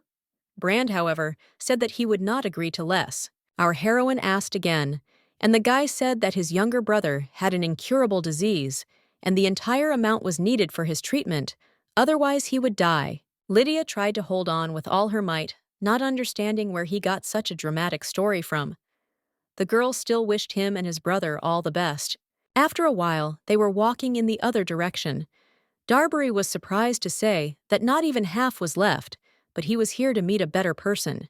At that moment, our heroine raised her head and was surprised at how quickly the sunny weather changed to such a gloomy one. Anyway, she reassured you, saying that it was just clouds. This weather phenomenon definitely had nothing to do with today. Of course, our heroine thought so, but it turned out that she was wrong to think so, because it seemed to be a sign. The remaining two were no different. The first was planning to move to meet his family. The second's fiancé died, so he went to his hometown and disappeared. The girl did not understand where so many tragic stories came from, but one way or another, the main question was, what should they do now? She understood that she could use the shawl charm regardless of their problems, because the shawl would definitely make them sign the contract. However, the problem in this case was that our heroine simply could not cast aside her humanity. It was too difficult a choice. Ree and Darbury held hands in horror, because they did not know what mood Lady Lydia was in now. One way or another, they decided to defuse the situation, and therefore they suggested going out to eat. Lydia decided to agree, because after all this time she was hungry. Sir Darbury then said that they should enjoy a delicious lunch. Before this, our heroine of course turned around to find out what time it was. And it was already noon. After a while, they went into one of the eateries. The waitress suggested sitting by the window, but Lydia said that they would choose another place. Soon they came to one of the tables in the center of the room and decided to sit there. Lydia decided to go into the restaurant not only to eat, but also because Ari is dangerous to be outside. It would be much safer inside than outside. Someone could break in through the window, so Lydia decided to sit away from them. Just as they were about to order something at that moment, someone actually burst through the window and landed on the ground. Lydia looked at him, wondering if he was hiding his face with a black mask in broad daylight. Wasn't that too suspicious? Just at that moment, the guy finally came to his senses, and soon he was staring straight into the eyes of our heroine. A moment later, he started running towards them, which seriously scared the girls. Lydia knew in her heart that this was going to happen. Darbury, of course, immediately grabbed his sword, but at that moment, something unexpected happened. This guy just tripped while running towards them and fell right in front of the table. Lydia looked at Darbury in bewilderment and asked if he really possessed the art of invisible light. The guy, not understanding what was happening, assumed that this was exactly it. However, at that moment, another knight followed this guy into the restaurant through the window. The stranger stood up and looked at his target and asked him if he really hoped to escape from him. Lydia did not understand who he was. Anyway, the knight approached the guy, telling him that he was still very green. The girl looked at him in bewilderment and asked how he dared to rob someone in broad daylight. He couldn't even find an empty house. A strong kick followed soon after, but Sir Darbury did not allow the girls to watch. The sound that followed was like a groan. Was something broken in that guy? Most likely. However, our heroine asked Darbury if he knew any of them. At this time, the girl knight continued to kick this poor guy, and our heroine asked who he knew. The guy on the floor, or the girl who was beating him up. Sir Darbury said the last one. It's Dylan. She's quite famous. Our heroine, noticing her sword, assumed that she was a famous swordswoman. Lydia decided to ask how famous this girl was anyway. The guy said that she was a 5-time winner of Hidden. As far as our heroine knew, these were bets, or rather a swordsman tournament. Hidden is a small village on the outskirts of the Iranian islands. It is impossible to find it by chance. You just need to know the way there. However, about 10 years ago, the word began to mean something more than a village secret swordsman tournaments held in the village arena, where bets began to be accepted. As a result, any spectator could either win or lose by betting on the winner of the tournament. By the way, gambling involving people was illegal. There were rumors that a famous aristocrat was overseeing these tournaments. Lydia even heard that for the sake of spectacle, they don't take just anyone but select professional fighters, regardless of their origin. Realizing that Dylan had won again in fights without rules where even murder was allowed, the girl decided that she was exactly what they needed. Lydia suddenly asked if she understood correctly that this girl had not yet signed a contract with any clan. Darbury said that she was still earning money in hidden. Our heroine, hearing these words, instantly changed her face to a sly smile. Realizing what was about to happen, Sir Darbury tried to stop her, but to no avail. Our heroine ran up to Dylan, saying that she was glad to meet her.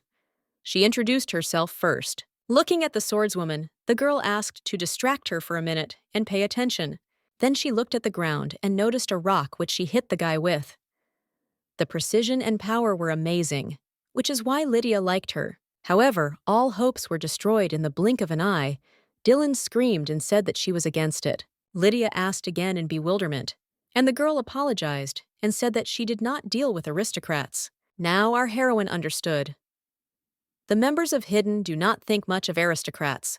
In their eyes, they are pigs, staging bloody spectacles for entertainment. Of course, Dylan thought that to her, she was just another rich guy who didn't consider her a human being, which in a sense was natural. Lydia didn't even think that the girl could treat the aristocrat so badly. But what to do now? She definitely can't be missed. Dylan is the person who was perfect for them. Outstanding skills, and also a woman attractive and daring. There were too many people here to use the Shawl of Charm. They needed to go somewhere else, where they could be alone. But what if she wasn't in the mood for conversation? Just at that moment, the girl heard the waitress apologizing to the gentleman, saying that she had already called security, and that they would arrive soon. Our heroine immediately went to Dylan and told her that security was on their way here. She also asked what happened. She thinks she caught this guy because he's a thief, right?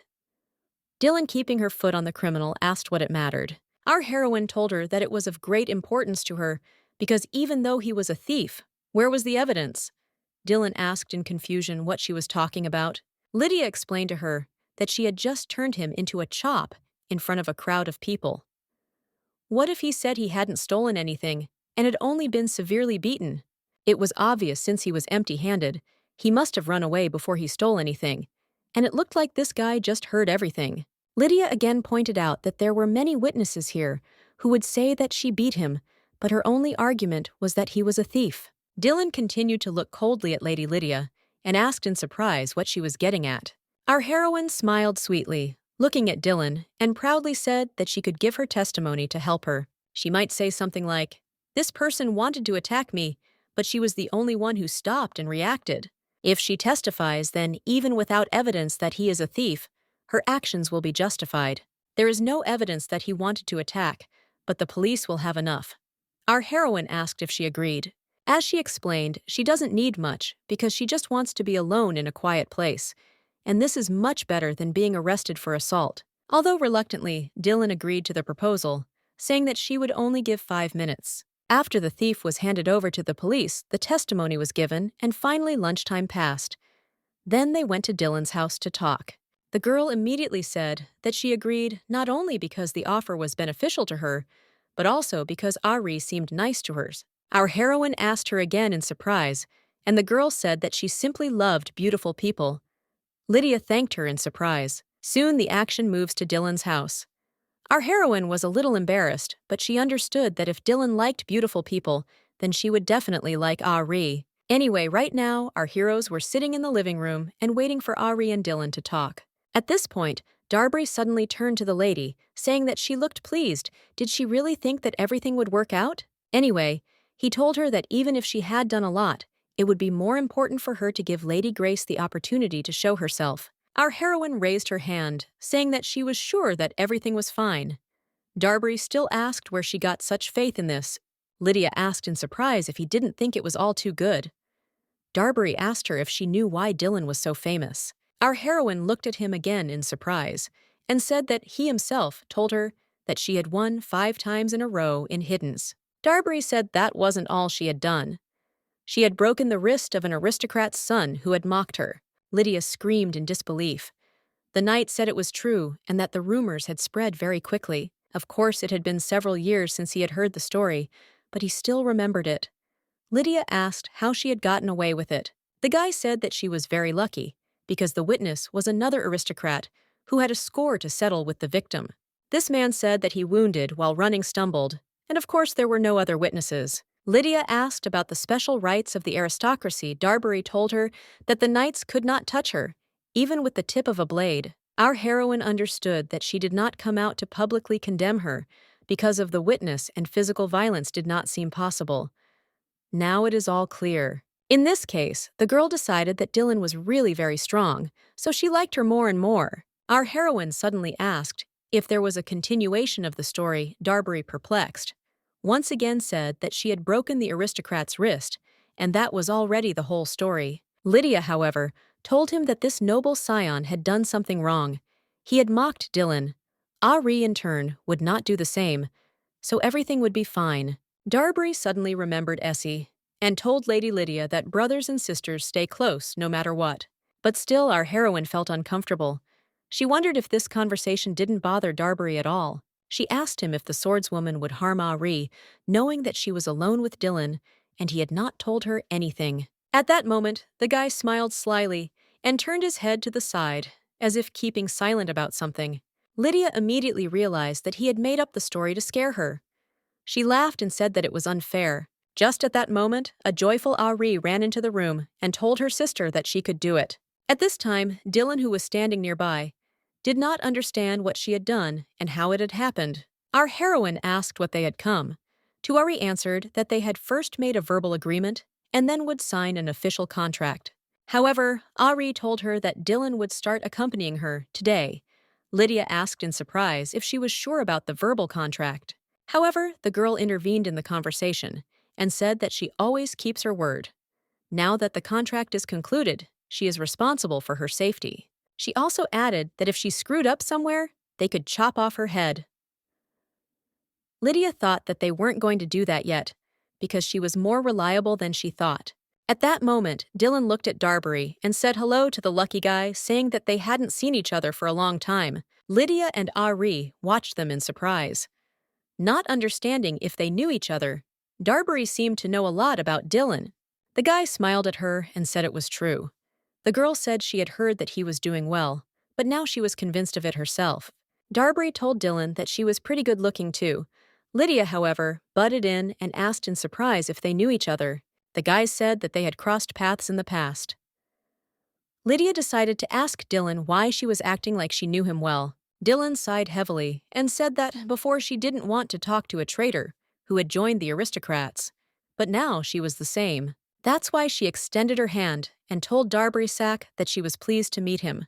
The guy happily extended his hand in response and said that he was also glad to meet her. Lydia and Ari still watched what was happening in bewilderment. After some time, our heroine asked in bewilderment whether the two of them were really rivals. The girl said that it was true because their destinies were indeed closely connected. And then she was taller than him. However, based on updated information, she admitted that this ugly duckling had overtaken her. She was 181 centimeters tall and 26 years old, while Darbury was 185 centimeters tall and only 24 years old. He asked her to choose her words carefully because he has ears. Dylan sighed and told Sir Darbury that he had become too proper. There was no pleasure in teasing him anymore. Our heroine decided that this was quite interesting, because in words they are enemies, but almost perfectly suited to each other. What awaits them in the future?